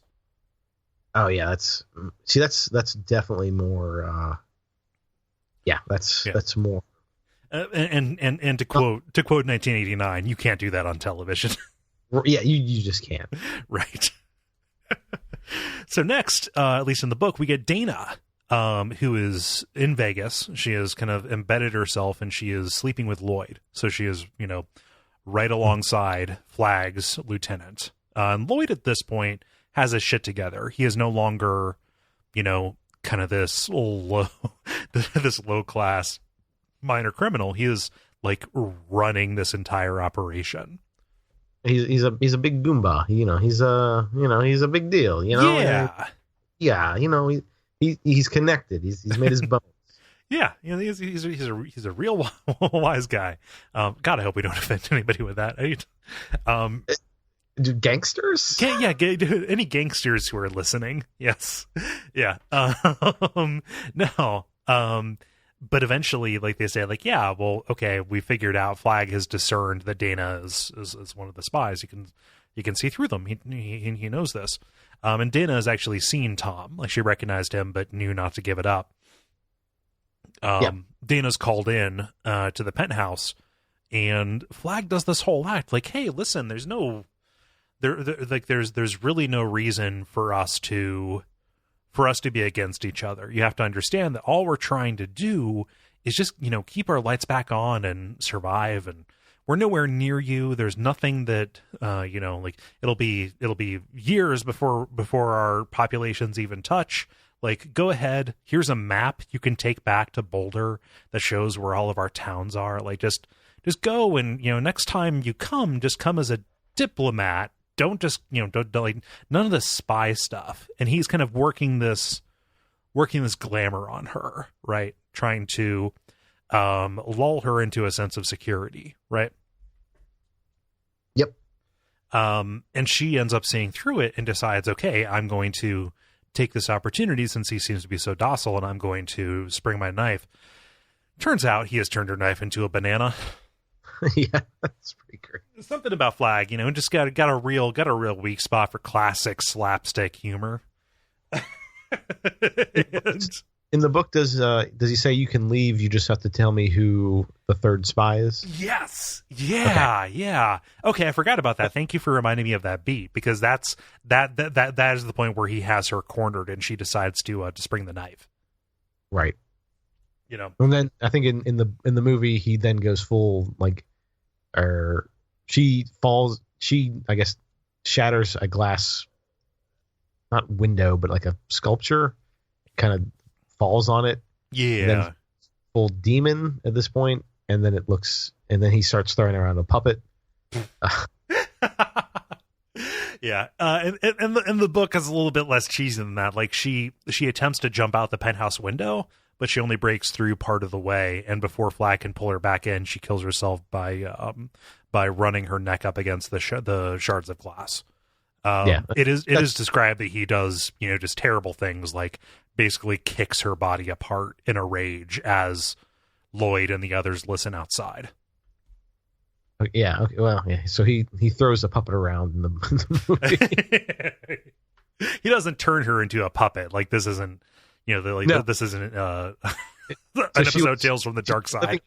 And then there's a cut, and then it's very clearly some kind of mannequin or puppet. Yeah. That's funny.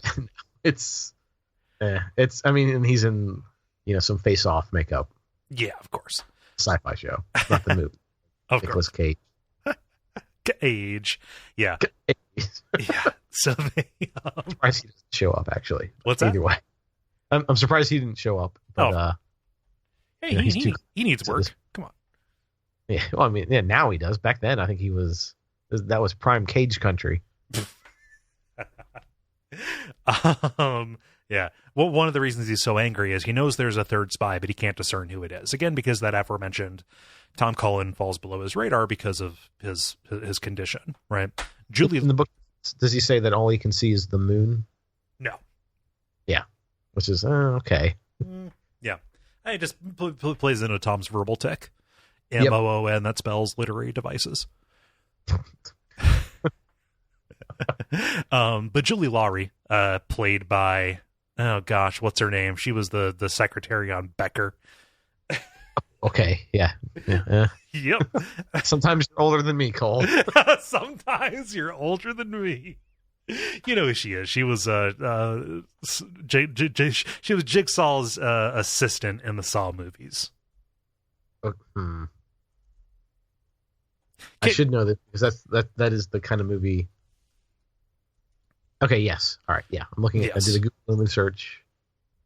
Yeah, yes. You would recognize her. Yeah, I do. And it's gonna kill me if I do not look up Shawnee Smith. There we go. Yes, played by Shawnee Smith, but she recognizes Tom and says like, "Hey, is there a deaf mute kid here? If so, he's definitely with those other people." And she continues to be a ne'er-do-well. This is where we get Nadine's separation from Harold, which is a very mild way of saying Harold's death. They have had a motorcycle accident that has thrown Harold over the side of the road and down a hill, broken his leg, and left him stranded. As Nadine says, like, "Hey, you were never meant to get to Las Vegas. You were only, your only purpose was to get me out of Boulder so I could make my way there." He takes a shot at her, and Flag is only barely able to protect her from that. And this is where we get Harold, his handwriting regressing back to what how he wrote when he was a kid, as he is dying slowly of dehydration and blood loss and all of this, terrible infection and gangrene. Like in the book, he's there for several days, like trying to climb his way up, but he's not able to do it. But it's especially poignant because like he recognizes he was never under Flag's sway. Like at every step of the way, he had a choice for what he did. And that's what makes what he said, like, "Hey, I'm Harold Emery Lauder and I do this of my own free will," incredibly relevant. Is because it's true. And way, way too late, he understood that he had a community, he had people who could support him, but he just didn't accept it because of his shitty high school mentality. There's a lesson in there, but I don't know what it is. It's a little subtle. But, rather than succumb to the elements, rather than succumb to his infection, he decides that he wants to die in his, in his right mind. And so he decides to kill himself. He has one bullet left and he uses it on himself. And that is the tragic end of Harold Lauder, a character who I've said an awful lot of bad shit about, a character that is definitely one of the chief villains of this book. But like, I don't know. I would like to see. I would have liked to have seen him make good. He didn't though. So yeah. Yep. In the movie, the big difference is I believe Stu knows when he dies. Oh wow. Yeah. Is Stu in the washout when that happens? Yeah, they're walking out and they're just like on the highway, and then like there's in the movie there's like an echo of a shot, and Stu's like, "Oh, Harold's dead." Thanks for the status update, Big Ben. Yeah, like, and there's not. I guess they've got the shine at that point, right? Yeah.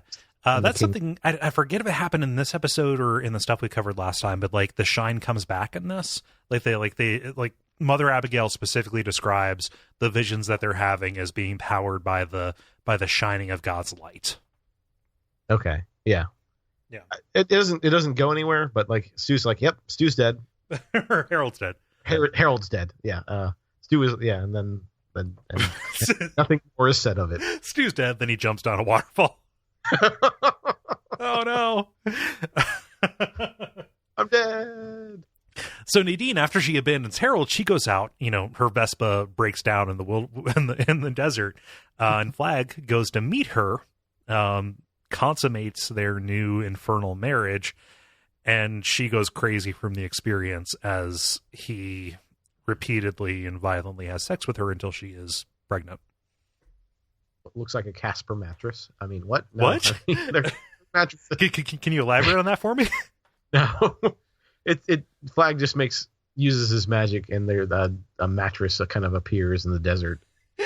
Does it inhale and then expand from being like a small box to being a full size mattress? It could not have been a Casper mattress. Okay, Casper is not in league with Randall Flagg. Please offer code the stand. Please don't rescind the sponsorship I never asked for and was never offered, or B, somehow make my mattress, which is one of those, consume me in the night. Well, no, yeah, it's not. They're in no way affiliated with some kind of weird demon face guy. Okay, cool. All right. I've been having some very fucked up dreams in the month since I've had this. So no, yeah, and I'm joking because I'm uncomfortable because I watched the scene and it's very much a rape scene. Yeah, no good. But Flag is not a good person, and no, that is not an excuse. It is good to see her get back at him in the end, like yes. to see her kind of reclaim a little bit of her own agency in the face of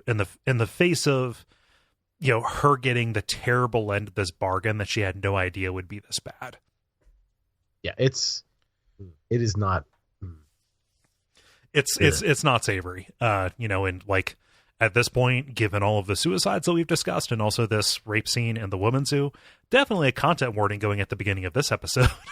Good call. Good call in general, because shit gets rowdy in this, and I can understand if somebody wants to nope out of that. I say that like I'm diminishing it, but humor is a defense mechanism. Like this is no part of this is good. Yeah. But like this is the thing that Flag is fixated on, and it is ultimately the thing that brings him down, because he is less concerned with actually running Vegas.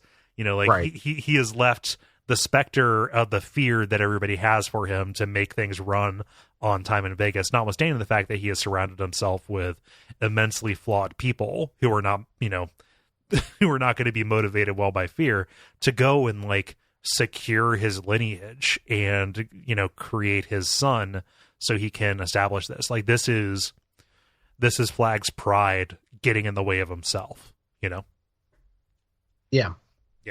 And later in the scene when they go back to Vegas, or arrive back in Vegas, Lloyd explicitly says, "Hey, we found or he wants to tell him that he found this third spy, but it's the fear that he's like, hey, talk to me later. Like I don't want to hear it." Yeah. He explicitly doesn't tell him about the third spy because he's afraid. No. Like, and he only answers the questions that Flag asks him. Like, hey, I heard something happened at the Air Force Base. Like, well, what's the deal with that?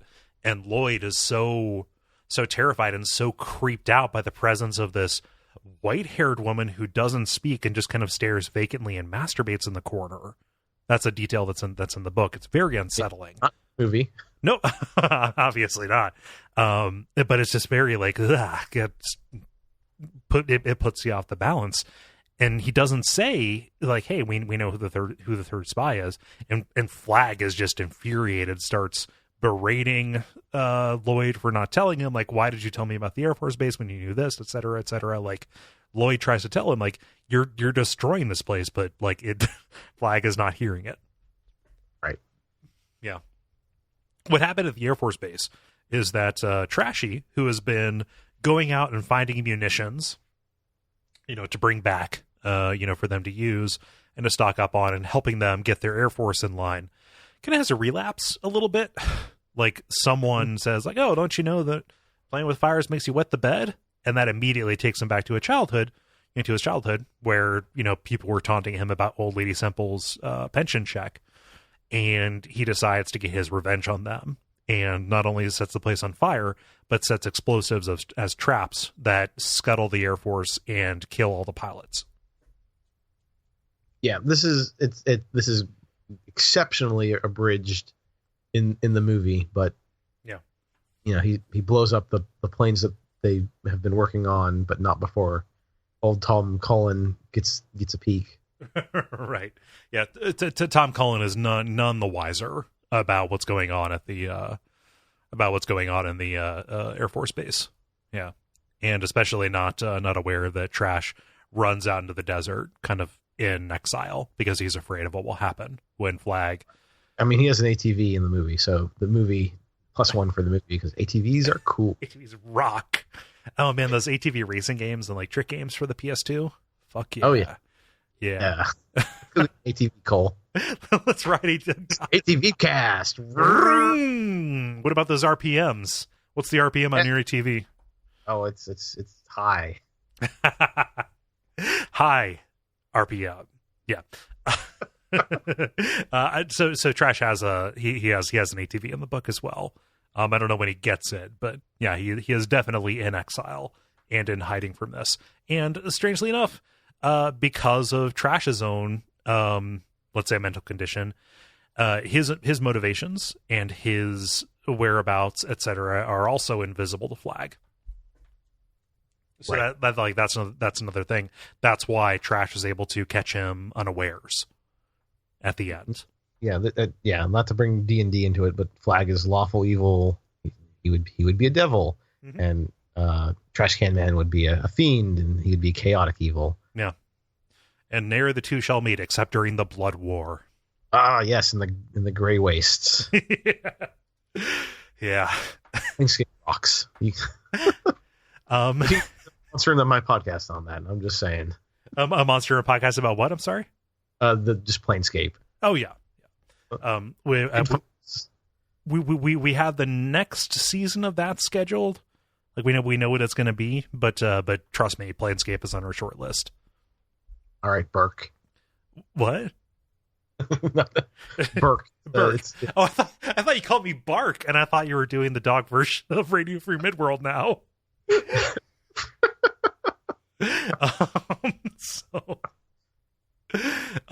Tom Cullen around this point, before Flag is hipped to his presence, he sees the full moon, which was his cue to leave. It was programmed into him by hypnosis, and we get the amazing kind of moment of him looking up at the moon and saying MOON.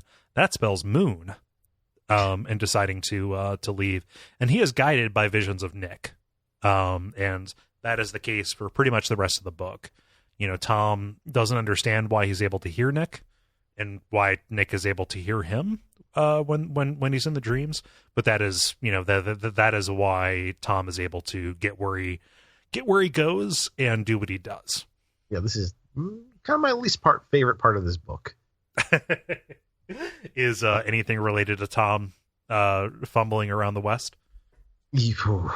Especially, because we're almost at the end, and like this book ends, and then there's a whole other like set of chapters. Yeah, there is an extended coda.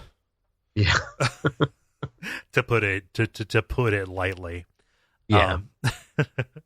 Again, just man, I wish we had more Vegas. I know this is a lot of Vegas.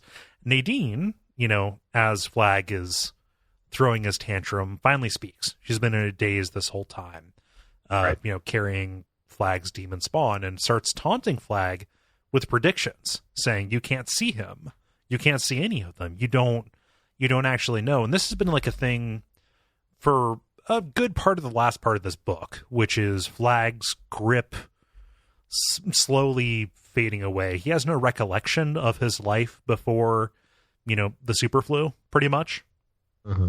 He starts seeing things get kind of flaky around the edges. He is slowly not able to levitate as much as he was before. Like, that was his whole thing. Not his whole thing. Like, that, like, if he was just a dude who was floating somewhere, this would be a substantially different story. But that was kind of the indication of the health of his power. Right. But she knows that the superflu was his time, and his time is rapidly passing as the news kind of tightens. And what she is doing is she is intentionally goading him, taunting him, trying to get him to do something terrible to her, because she does not want to be, the vessel for whatever progeny he will create. And he picks her up and he throws her off of the roof of the MGM Grand.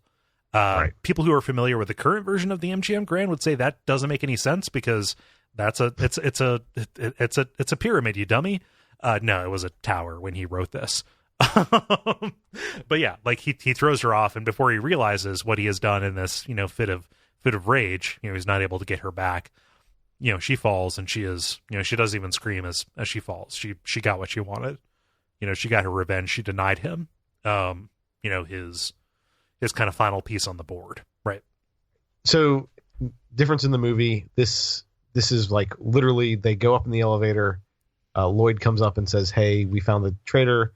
He's like, "Ah!" And there's a real great scene where he's making drinks, and then suddenly the drinks are boiling. And like, great scene is great in the sense of like Neo Yokio is the best show I've seen in 2017. So not what? Yeah. Okay. It's perfect coal, perfect trash. Okay.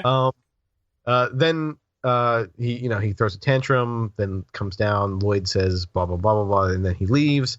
And then Nadine just jumps off after saying, you're going to be defeated. I will never be your spawn. And then she makes the choice. Yeah. She makes the choice here. She just goads him into doing it for her, because she knows if she tried, then he would stop her. Yeah, this is very much he's on the other side of the room and he can't stop her from jumping. Yeah. Yeah. Both, I mean, none of this is good. Both are, I think, suitable ends to this.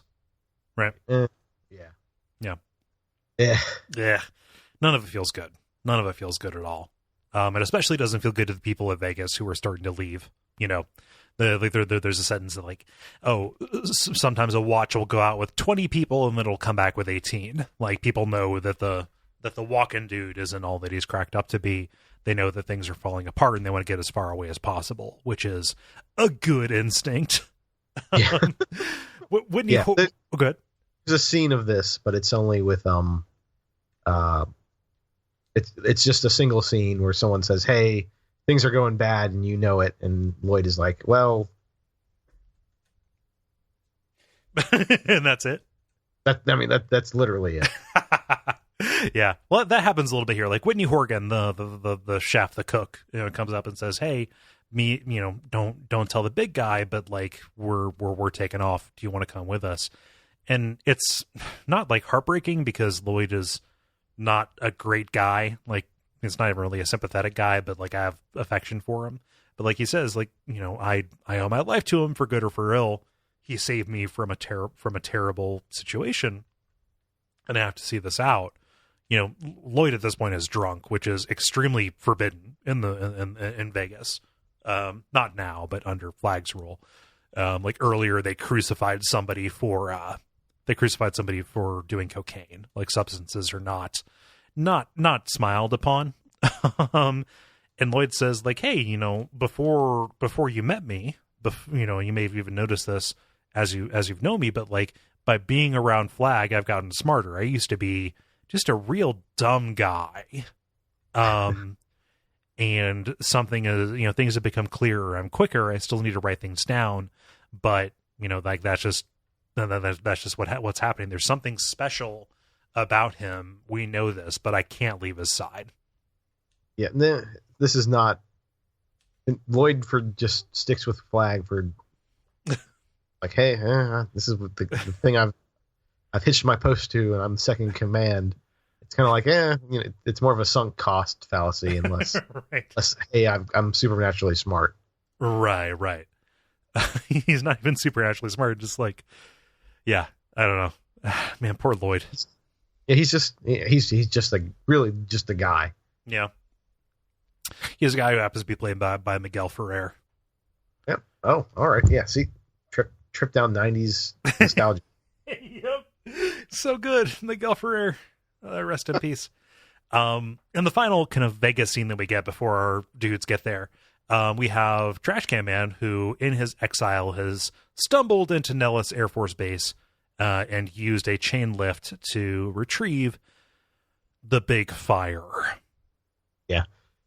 In the movie, he's just kind of driving out with an ATV, which I'm like, feel like that would be heavier. A little bit, yeah. It happens in the book too. Like it's even an electric ATV, which doesn't seem like it would be able to pull a warhead.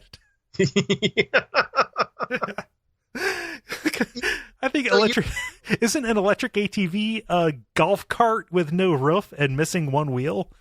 Right. Like, this is the abyss. This is the void. You stare into it and you become death. But it is also your cousin's ATV can tow it anywhere. Yep. It's always your cousin who owns the ATV, which is strange. Like, no one owns the ATV. It's always cousins. It's always the cousin. So while all that's happening in Vegas, we have roughly 2 or 3 weeks of Stu, Larry, Ralph, and Glenn as their fellowship walking west across the mountains and then the desert to get to Vegas. There's a lot of kind of not hemming and hawing, but just conversation along the way.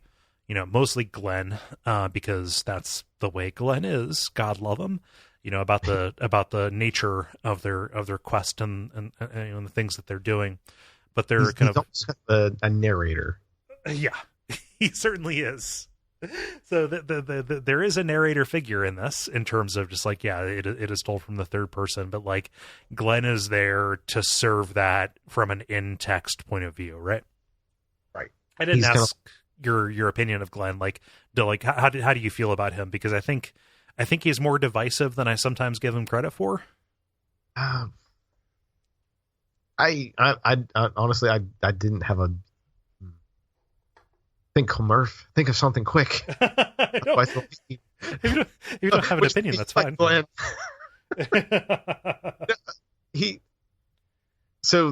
Glenn seems to be the kind of the skeptical asshole that I would probably be.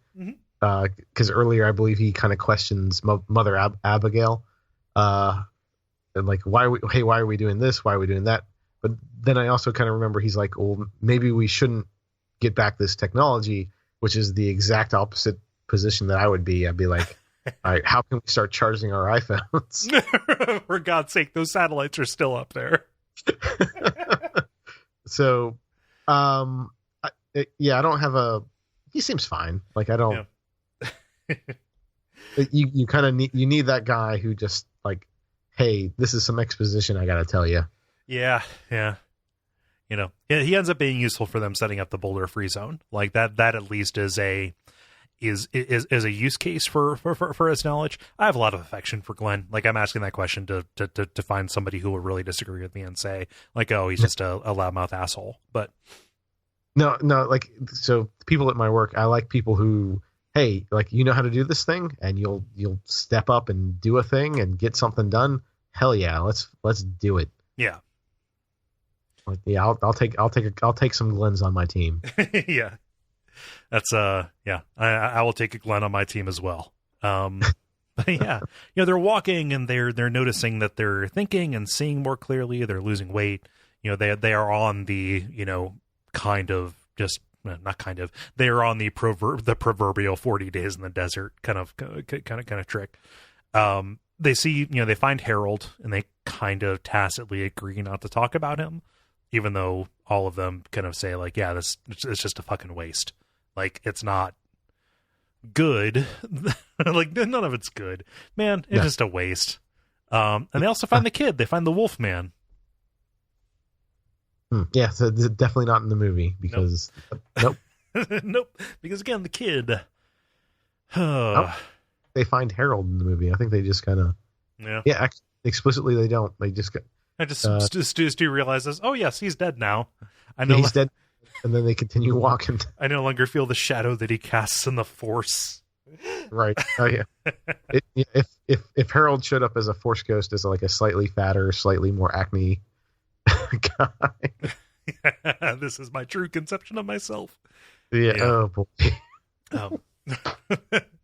So eventually Mother Abigail's prophecy comes true. One of them falls. One of them doesn't end up making it to go on to Vegas. And that person is Stu.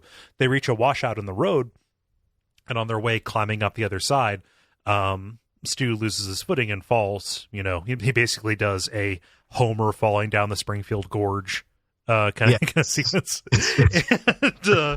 And, what's that? It's pretty great because he's literally up, like he's on the other side, and then for reasons he falls. Yeah.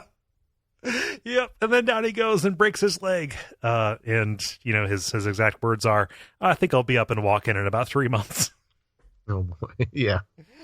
You know, and Stu recognizes that this is, you know, if not Mother Abigail's will, God's will. Like, okay, they said if I fall, Larry, you have to go.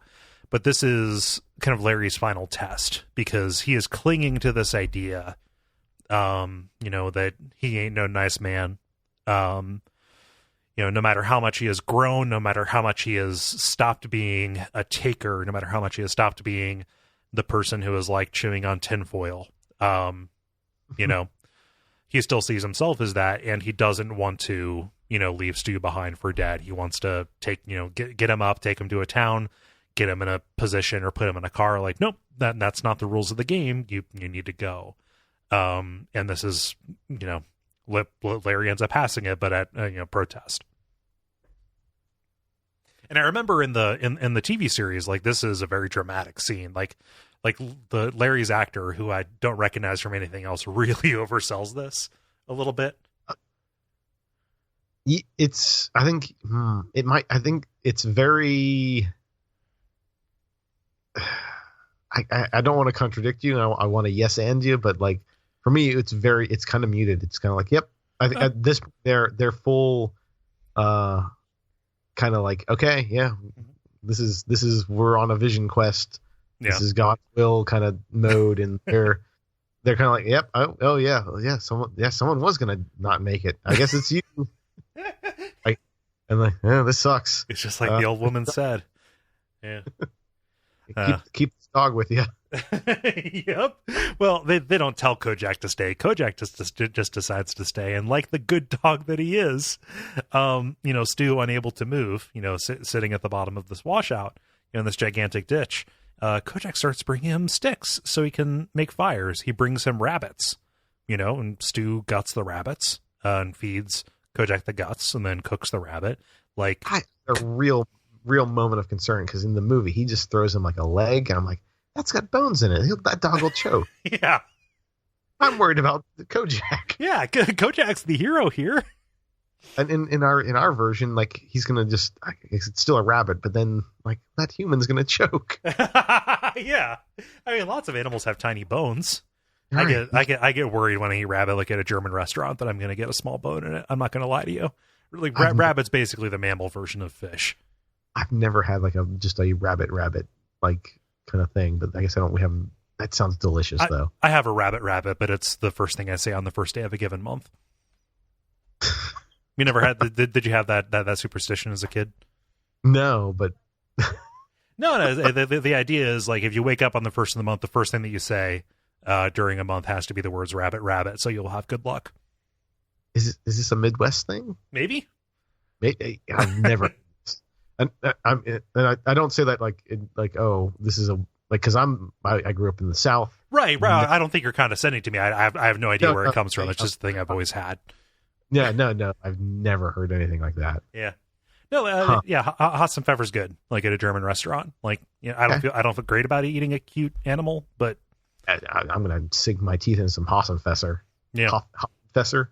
Hassenpfeffer, like Hassenpfeffer Incorporated. Yeah.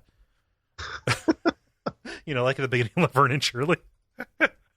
Oh, Cole, you're making connections for me. There you go. Yeah, that's the word. Okay. Yeah. But that's how Stu survives. Oh, go ahead. cultural connection is a lot of Nick at Night. Oh, absolutely. And it's refreshing to be on a show with somebody who doesn't give me shit for that. Like, just I can't pull that stuff out because Gary will make like 10 minutes about it on the show. Look, we definitely watched a lot of I Love Lucy in our house. Oh, absolutely, yeah. But now it's all this Saved by the Bell. What is this? Bleh. Those kids, what are they doing? These kids running around, disrespecting their elders, stopping time. Taking caffeine pills. Episode doesn't seem so special to me. Yeah. So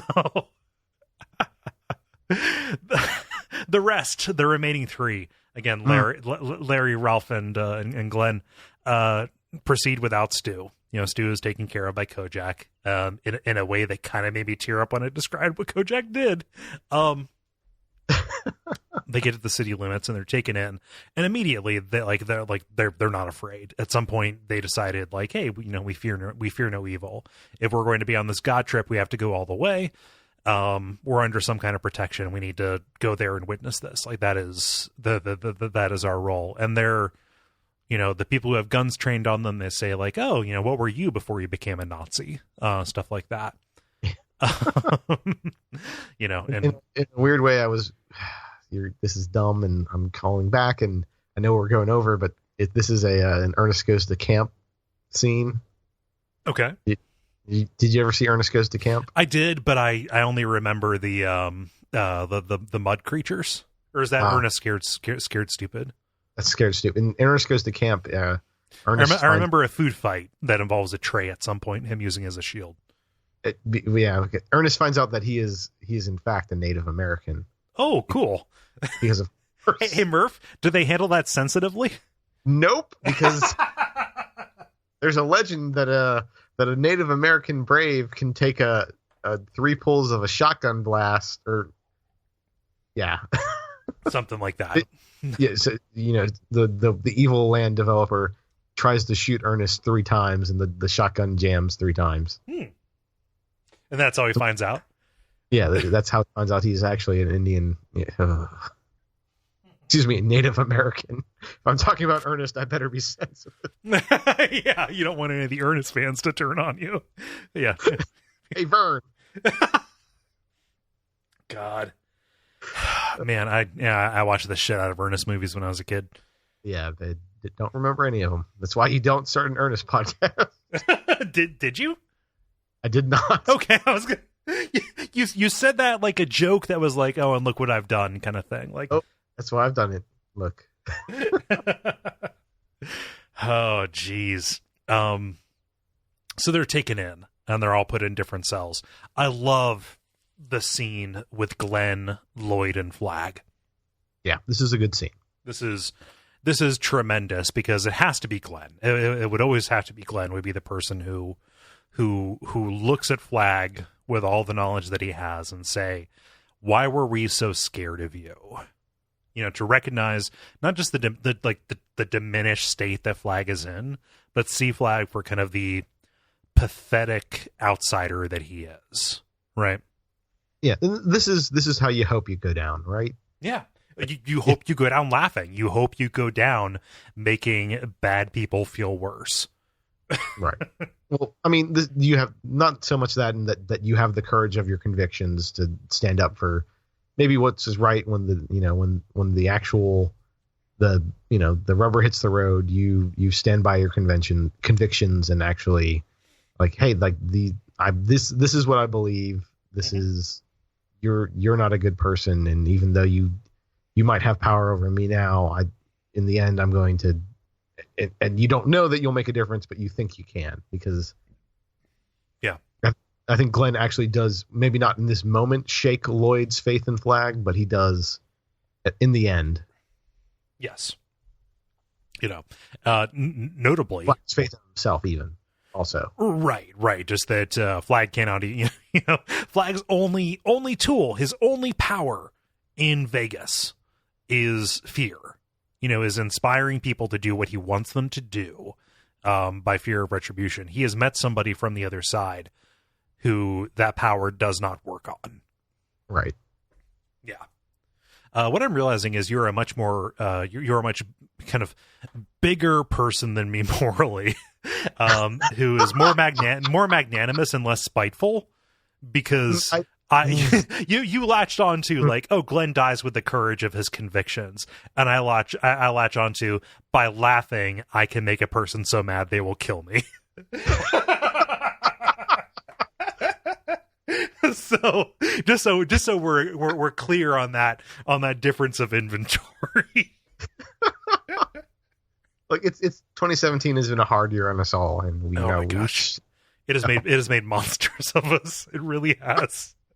No, here's the thing. I say I want to be Glenn. I'm probably a Lloyd. Absolutely, we're all Lloyds. We're all Lloyds down here.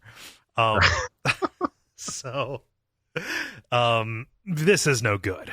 No. Flag does not want to brook any of this, and he decides that he needs to make an example. He needs to have a show of force. And what he's going to do is he's going to take the other two, Larry and Ralph, and do a public execution, not only pinning on them all of the sins of the Boulder Free Zone, but, Trash Can Man's sins as well, trying to make everybody believe that they're the ones who sabotaged the airfield, etc.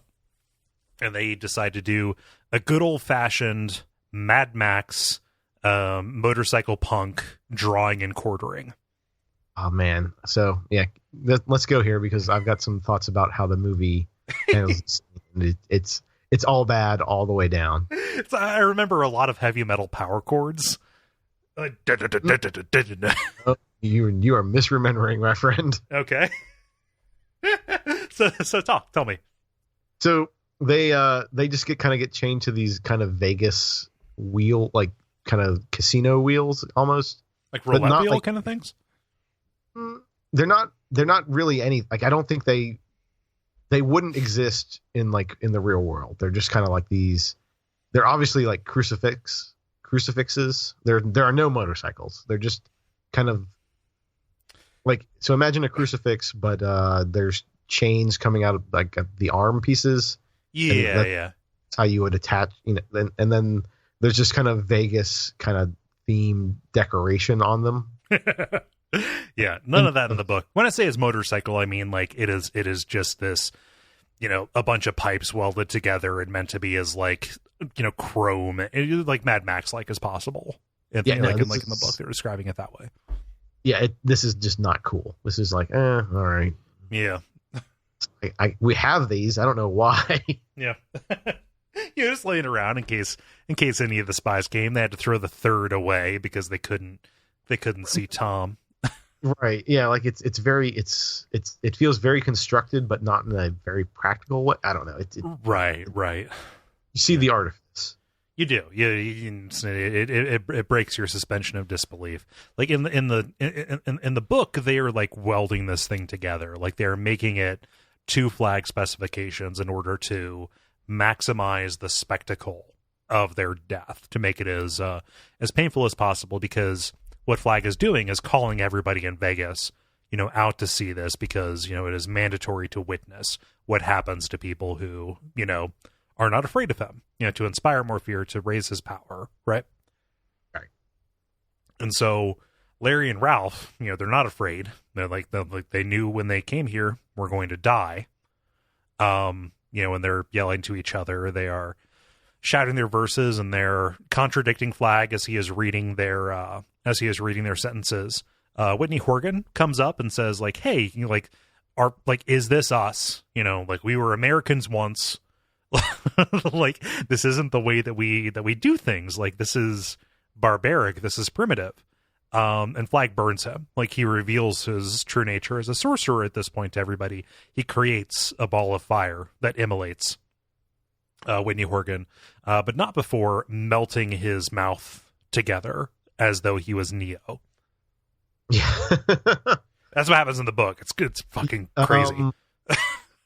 So Whitney Horgan doesn't have a name in the TV series. Mm-hmm. He's had one scene before, and then he stands up and says, "Hey, what are we even doing?" And then then some 90s CG electricity courses over his body.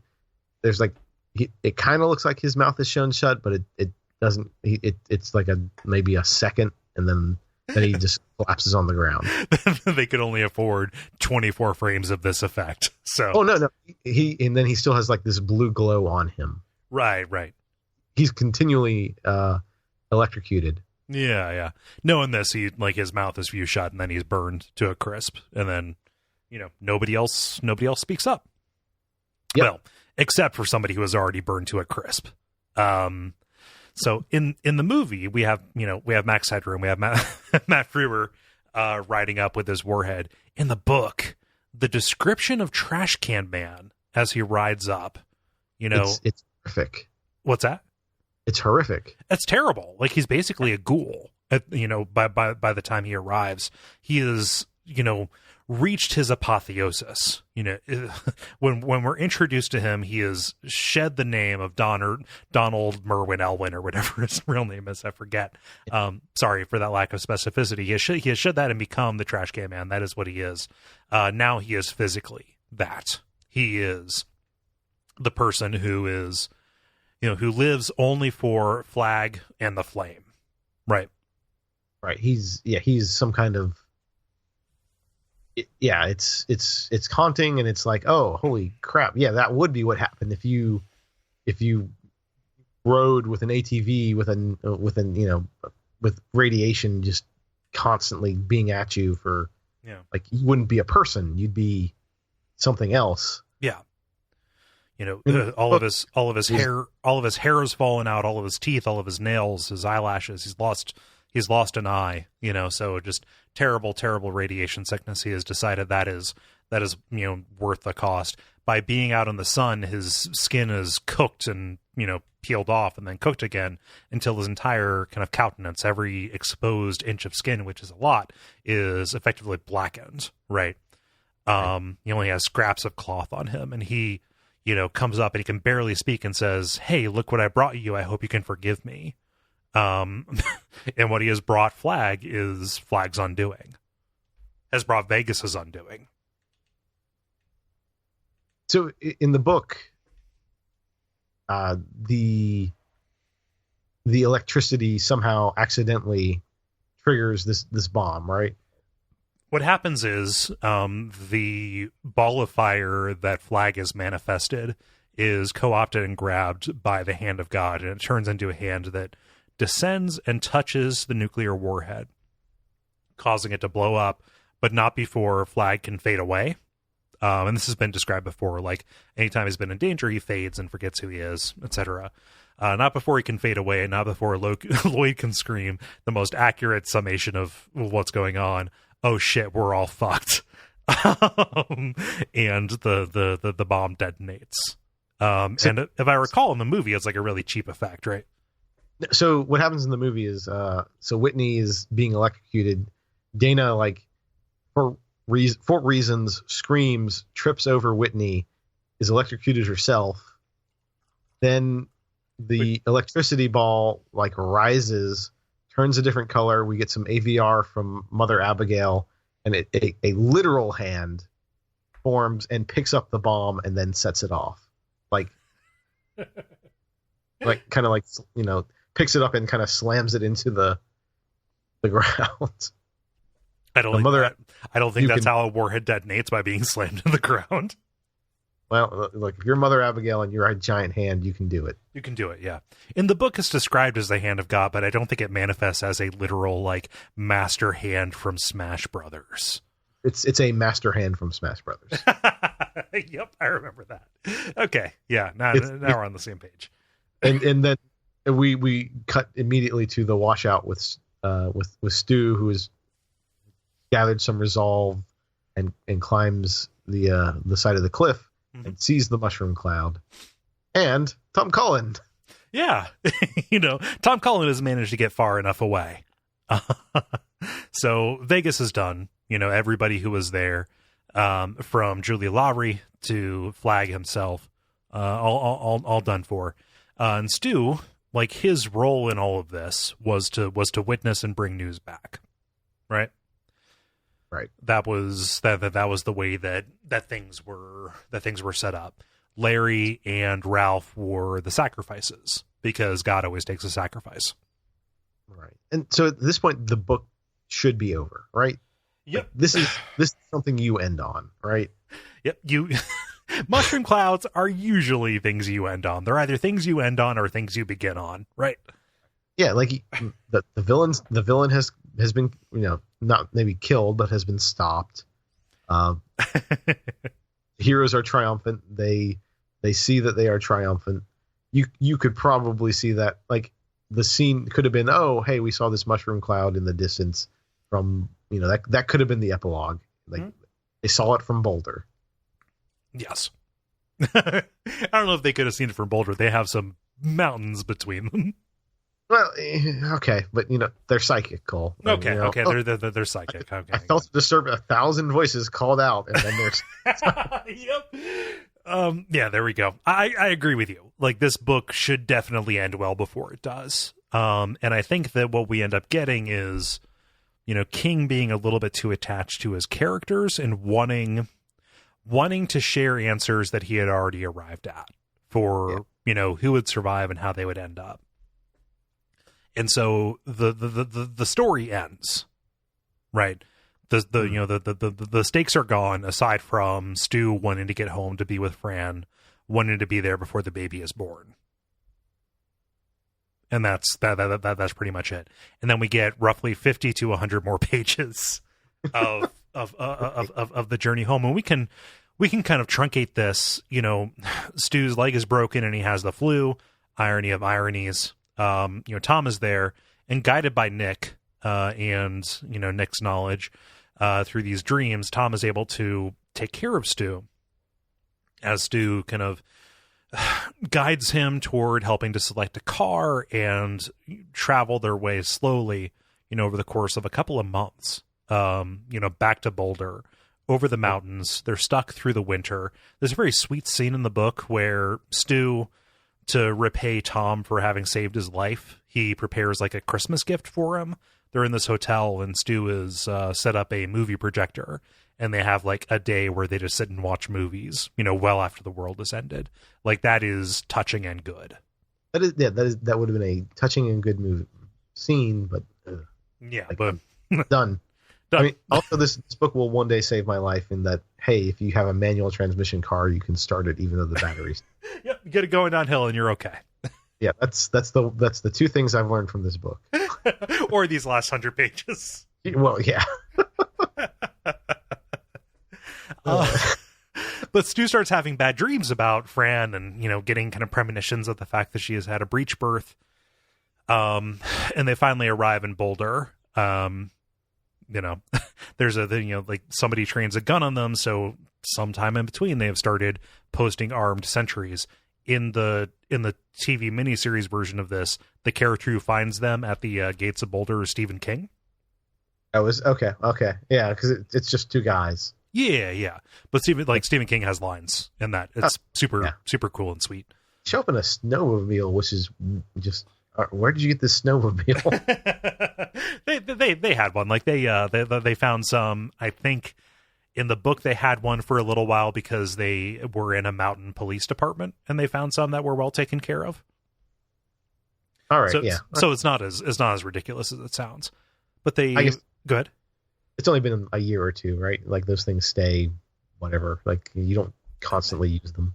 Right. So like the weird thing is, and this is something that is always like, it's the first thing that anybody points out about a post-apocalyptic story, is that gasoline goes bad. Right. Like, kind of astoundingly quickly. Like, I've never had a car that just sat around, but like apparently over the course of a couple of months, like a car that just sits there with some gas will just like stale gasoline just doesn't work. You need an additive that'll get it started, then you have to cycle it and then run it. Like, it's a whole big thing, right? Right. Yeah. So yeah. You just can't store a car. You have to turn it on, turn it off. Yeah. You have to maintain it even when it's sitting still, which is why I like having the one car that I don't have to think about that with. I just use it. But they get to Boulder.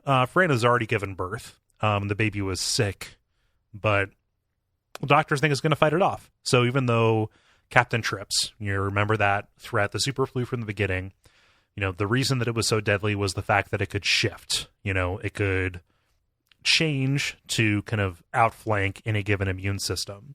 Even people who are half immune are able to have an immune system that can shift to reflank it, right? Or outflank the outflank, however you want to phrase that.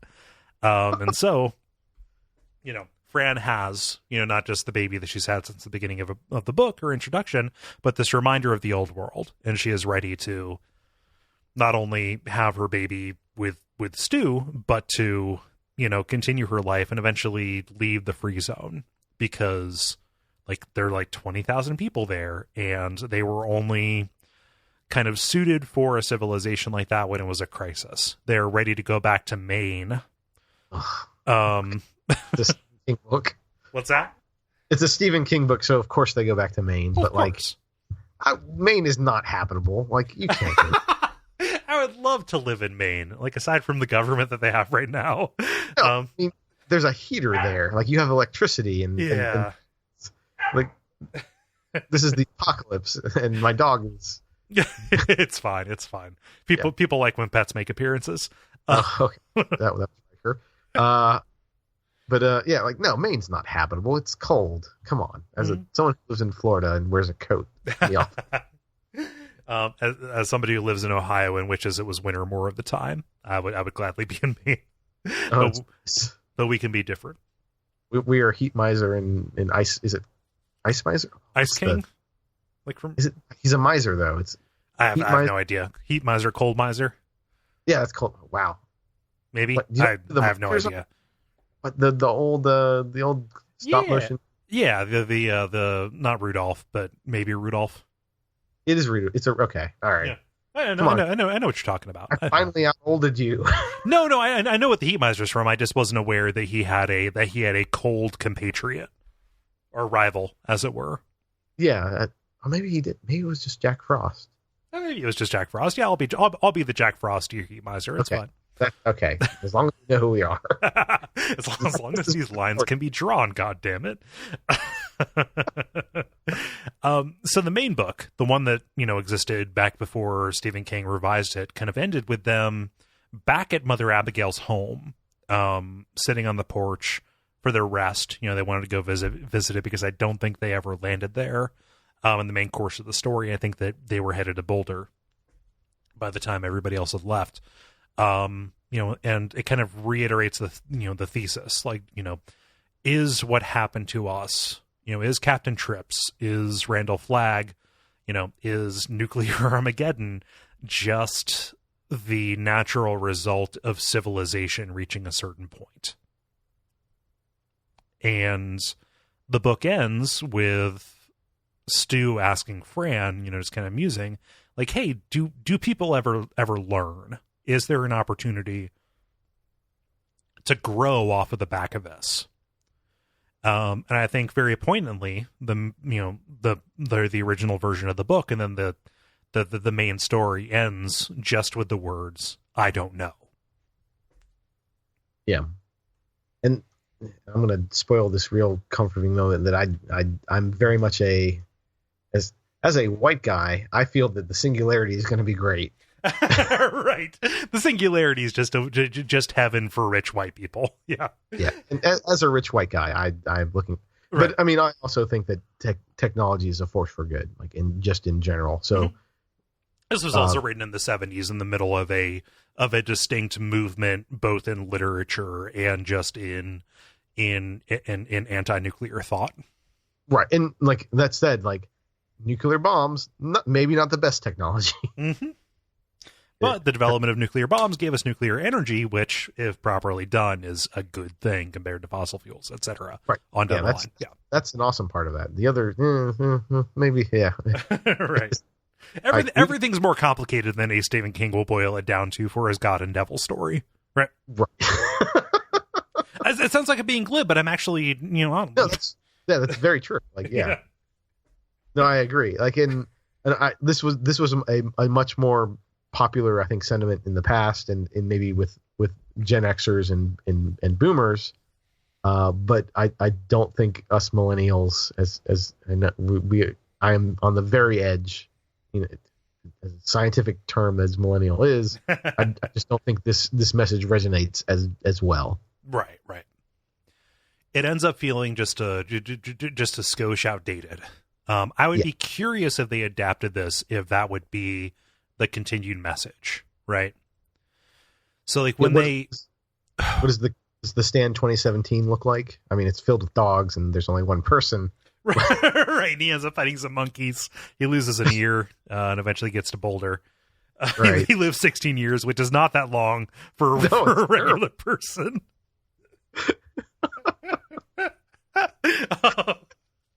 Yeah. What? I think it would probably be real world probably be some kind of nanotechnology, because that's that's the new crazy thing, right? Yeah. Hideo Kojima told us. Right. Nano machines. Yeah. Here. But I would honestly be curious, because like the people who are promoting the Dark Tower movie kind of recharacterized, this never showed up in the movie, but it showed up in the marketing, recharacterized the Sombra Corporation, like the people who were ultimately the corporate evil bad guys, as like Web 2.0 app developer kind of people. Like there is a Sombra Corporation app that you can download that does like ARG style stuff with your camera, right? Right. Like I wonder if, like, and this movie is being adapted. I think at the current moment it's being adapted by the person who directed the Fault in Our Stars movie, as like a quadrilogy. This is not 4 movies worth of material, guys. Please don't do that. Yeah. It's 2 at most, for God's sake. But it's being adapted, like as a current thing. I just wonder what that would be. I wonder what the more contemporary iteration of this kind of, if not anti-technology, at least, anti whatever Flag is story would end up, kind of accomplishing. Right. And yeah, I don't know. And maybe it wouldn't be anti-technology. Maybe it'd be more a tech bro. Would that, like, because those people like technology, but they don't like the people who make it. Yeah. Well, I mean, it might just be like they could simplify it to like anti-authoritarian almost, right? Because that's the way that Flag works, right? Yeah, you've got a very nice you could make a very nice anti-authoritarian tale in here. Yeah. One that the mainstream would swallow pretty easily, and Hollywood would be like, look at us, we're edgy. They would feel pretty good about swallowing the anti-authoritarian tale and then going back to their authoritarian government. Yeah. Right. Oh boy. Yeah, at the end. Sorry, didn't mean to bring some reality into that. Yeah, I don't know how they would update it. So, yeah. And it is weird because like even the 90s had just such a like, and my go-to is the Warriors movie. I'm sorry, not the Warrior. Wolverine movie. What's Red Dawn? Okay, yeah. But both of them, I mean, like just copy and paste that same laugh that I did. Like both of those are equally funny and farcical movies. But go on, talk about the Red Dawn. Like in the original, it's hard to take in this. The original in this context was like the idea that China would invade was like a very kind of actual fear people had. Yeah, and it's incomprehensible to me. Like. I don't understand it. Like, how would you eat that's stupid, but like, no, that was reasonable people thought that. Yep. This is from that era, and it's just weird. Yeah. I don't know. Yeah. Old people, man. So we should talk about the way that the extended version ends. I don't think does the miniseries go so far. I feel remiss that I didn't watch it, but it's like 8 hours, and I was already behind the gun. Or no, it's not worth it, Cole. It's just not. Yeah, I've seen it. It was just like 2 years ago was the last time that I watched it. The only reasonable version I could find was on YouTube, and it had Arabic subtitles. Oh wow. Yeah, When I watched it, it was on Netflix, but like everything is leaving Netflix. So yeah. No, it had left Netflix. It was on YouTube. It was in. It was originally shot in SD, and now it's 320 SD. Maybe even recompressed to shit. Yeah, it couldn't even tell it was Rob Lowe. It was terrible. It was Chad Lowe. Come on. Yeah. But how does the miniseries end? It ends with them. I think Fran has her baby, and then they say, "Oh, it's going to be okay." Okay. So they don't go east at all. No. They don't leave the border free zone, a Boulder free zone, and then they definitely don't like Flag. The last time we see Flag is in Vegas, and it's he kind of somewhat it's ambiguous if he gets away. Right. Here he definitely does, because the kind of epilogue to the epilogue to the epilogue of this is a little section called The Circle Closes, which is a counterpart to The Circle Opens, which is the chapter at the beginning where Campion gets away from the military base. In this, Flag wakes up on an island, not remembering who he is, kind of surrounded by these tribesmen, and he's asking them, like, hey, do you speak English? Do you speak French? Do you speak German? He has, again, no idea who he is, no idea what his power is, but he has a rough sense of his purpose because he decides, like, hey, this is enough for me to work with. I can use them. We can get this started again. And so Flag is revived, presumably, somewhere far away from America. And this ends with a decidedly Dark Tower kind of message. Decidedly Dark Tower couple of sentences, which are, life was such a wheel that no man could stand upon it for long. And it always, at the end, came around to the same place again. So in the function of this story, just looking at the stand, we look at this as Flag being inevitable. Flag popping up wherever there is potential for man to organize and start doing terrible things to man. In the greater cosmology, which you kind of have to look at because he was writing this around the time. Like, the extended version of this came out roughly when when he was continuing to work on the Dark Tower. Like, you have to look at him starting to work this in to some of the themes he was developing, vis-a-vis Ka being a wheel, right? Vis-a-vis, sorry to keep saying that, but related to Flag kind of coming back and being an ever-present force, right? Yeah, and again, I'm about to purchase Wizard in the Glass and start reading for this next season. So, and if you can correct me if I'm wrong, that's when he took a long break and then he wrote Wizard in Glass. So the break between Wasteland and Wizard in Glass was like 7 years. Yeah, okay. So like, there's Wasteland was 1990 and Wizard in Glass was 97. So this would be, well, that'd be about the time this miniseries came out. Yeah. So like the revised version of the book would have come out around the time the Wasteland came out. And the Wasteland ends with Flag being introduced to that story. And then, Flag is an important character in the Wizard in Glass, at least the framing story of Wizard in Glass. And the miniseries came out roughly in between. The miniseries was 1994. I've got some interesting stuff coming up for me. Yes, you do. At least for a little bit, and then Flag goes away, and then he comes back. So, okay, yeah. Just I don't want you to get your hopes up, because like if you're like me, Flag is a very engaging character. Like I like Flag an awful lot. Yeah, no, the Man in Black from the Gunslinger is at least a very interesting character. Yeah, he's not like empathetic or anything, but no, in no way empathetic. He's the Vegeta of Vegeta softens. Vegeta becomes a good guy. Yeah. Oh, okay, fine. Yeah. He fathers the person who helps them get rid of Cell. So wait, you're saying that Vegeta there's never an episode where the gunslinger and Randall Flagg learn to drive a car? No, there's none of that, and I don't think that Randall Flagg ever has sex with one of Roland's childhood friends and Sire's the savior of the universe. But okay. Yeah. Okay.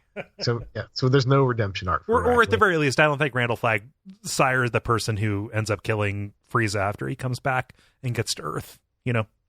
Excuse me, Cole. It's Cell is who Trunks kills. No. Cell Trunks comes back from the future and ends up establishing his strength by killing Frieza. That's right. Yeah. He shows up for like half a second. Yeah, the new Frieza comes back with Coola, and Trunks comes back and kills both of them, and says, "Hey, there's a greater threat here. I am here to take care of Cell for you." And then they prepare to fight the androids, and Cell ends up absorbing the androids to become Perfect Cell. Yeah. Right. Wow. Yeah. I can't believe I tip my hat. Wow. I'm sorry. You ever see Old School where Will Ferrell kind of like blanks out and makes the perfect argument for biotechnology? Yeah, that's kind of what happened here. So, Murph, final thoughts on The Stand. What do you think of this, both from your experience with the book way long ago and with your experience with the miniseries? So, glad I read it. Not glad I watched it. Is that a good? Had you seen the miniseries before, or was this just your way of re-experiencing the story for the show? Yeah, it was definitely evocative of what I read. I don't believe I saw this, but yeah, no. I think I read an AV Club article, and I kind of agree. Like this movie, the movie is not worthy of the subject or of the source. Yeah. This is a much better book than a movie, and is a good analog Dune, in that the Dune movie is fantastic, right? But the David Lynch one, the one that actually got made. Yes, the David Lynch one. The one that didn't get made was the Jodorowsky one. Right. Yeah. I mean, it certainly has its flaws, but it is a movie that you can watch and have fun. It is a good and visually impressive movie that tells a story that is kind of like Dune. It is a bad adaptation, but a fine David Lynch movie. Right. And I think this is a bad adaptation and not a good miniseries either. Oh, yeah. But the source material in both cases pretty fantastic. Right. Yeah. I'm happy to have revisited this. Maybe it's good that I didn't take the time to rewatch the miniseries. I'm happy you were here to provide that perspective, because like for a lot of people that is a very attractive way to experience the story, right? Yeah, that is because how many, we're talking over 2,000 pages? Yeah, it's like a 1,300 page book. It ranks just below it by like 100 pages or so. It's incredibly long, right? Yeah. And I'm a very fast reader, and I was just like, nope. Yeah, yeah. And like I sent out the email to all the people that I invited to be on these next couple of seasons, and I said like, hey, this Stand episode's going to be a spicy meatball. If you want to, you can listen to the audiobook. You responded and said like, hey, you realize by saying you can listen to the audiobook, you're signing people up for 48 hours of audio. And I'm like, yeah, just watch the miniseries, man. If you've read it before, just read a summary. I just want to talk to people about the themes. Yeah, no, yeah. Yeah. It's a tremendous. I mean, like 48. That's all of Harry Potter, isn't it? I have no recollection. That can't be the case. Also, like the later Harry Potter books are like 600 pages a piece, aren't they? Something ridiculous. They're spicy meatballs. Yeah, my confession is I've never read Harry Potter. Oh yeah, I assure you that if you listen to the glut or to the bulk of Harry Potter front to back, it would be far longer than 48 hours. Oh yeah. Oh, oof. Okay. Yeah. Some Google here just told me no, it is much longer. Oh, how much? Like, is it 117 hours? 117. Okay, I was going to say it would be around 100, but that is appreciably more. Yeah, so it is. So the first book is 8, and then it goes 9, then it goes 12, and then it just 20 hours. Whew. Yeah. I don't know why I'm a foof thing, but yeah. I mean, well, 20 hours. Like, let's say, hey, how many hours do you think WAF is? Like the length of WAF. Oh, I can tell you. I can tell you that right now. One moment. Let me pull this up because I can. How many stands could you listen to while listening to WAF? No, I can't tell you because I don't feel like logging into this. It's hundreds and hundreds of hours. It is multiple days worth of audio. Okay. And just but it's hard for me to gauge audiobook length because like it's listed in absolute value, so it's not hard to gauge it. But like I listen to things all the time, so it's not that big of a deal. Like I listened to this book over the course of like 2 weeks. So. There's a 117 hours or you can't listen to 48 hours of audio in 48 hours, right? Like there's sleep and there's that sounds like a challenge.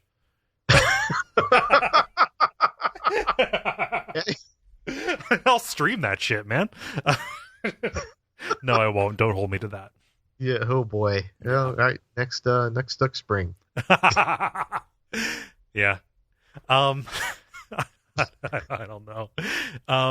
Yeah, this is a good book, but I don't begrudge anybody not wanting to sink the time into it. So I do want to say this is a pivotal book in kind of development of young Murph, like, hey, the fantasy, because like this book established some tropes, like, hey, as far as I know, this is probably one of the first, maybe not the first, but like this is probably one of the first best, if you will. Hey, everyone on Earth disappeared. What do you do? Yeah, like that's a common trope now, right? Absolutely. Like, and I won't speak with authority and say this is the first time this has happened, but it was certainly probably the most famous first time. Mm-hmm. Yeah. I'd be curious. I have no idea what the history of post-apocalyptic fiction is for this. I would be curious to see exactly how foundational this is.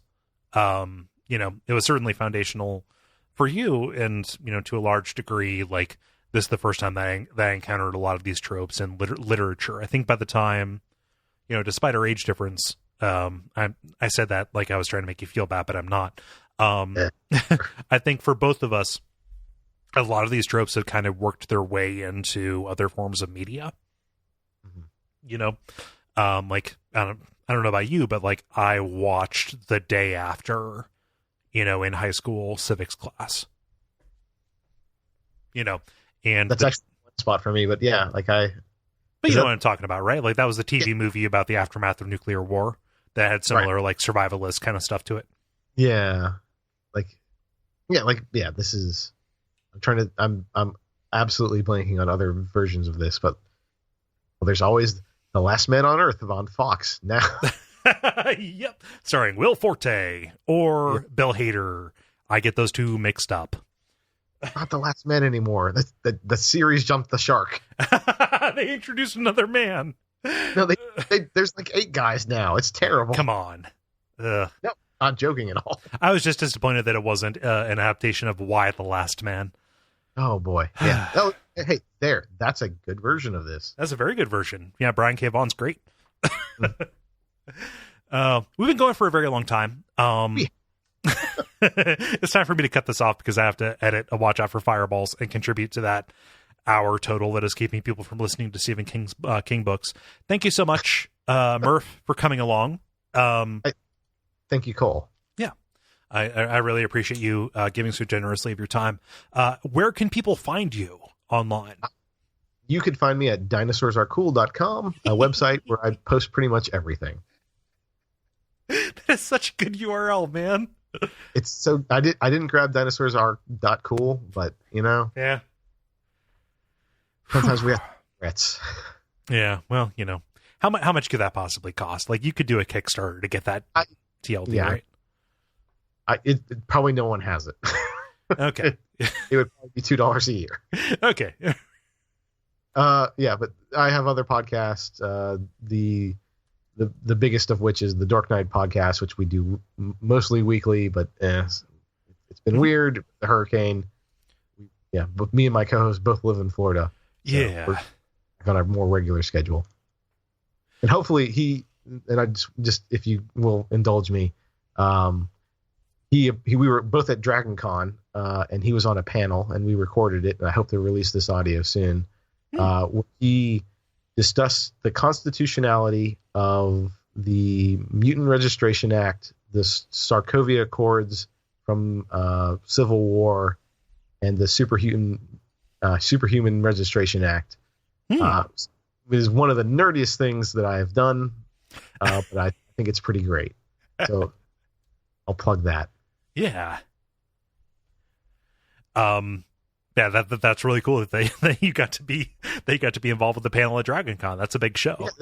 It's a fan panel, so it's a big show. Yeah. It is. Yeah, it was very cool.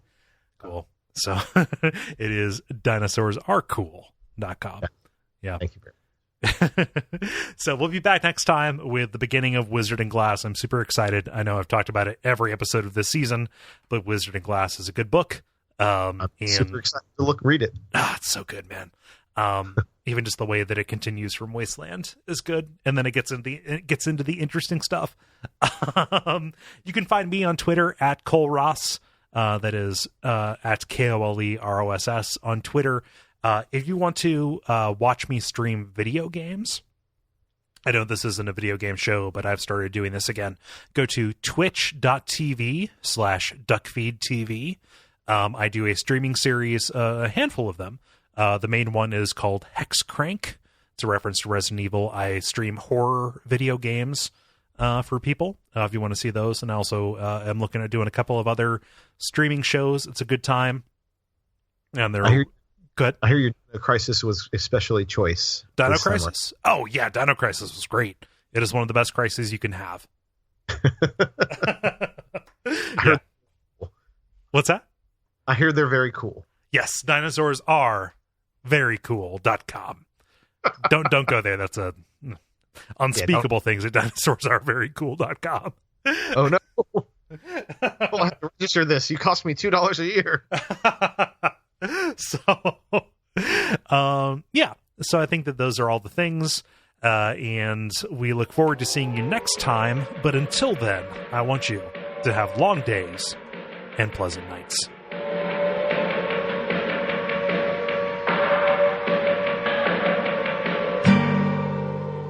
You twice the number.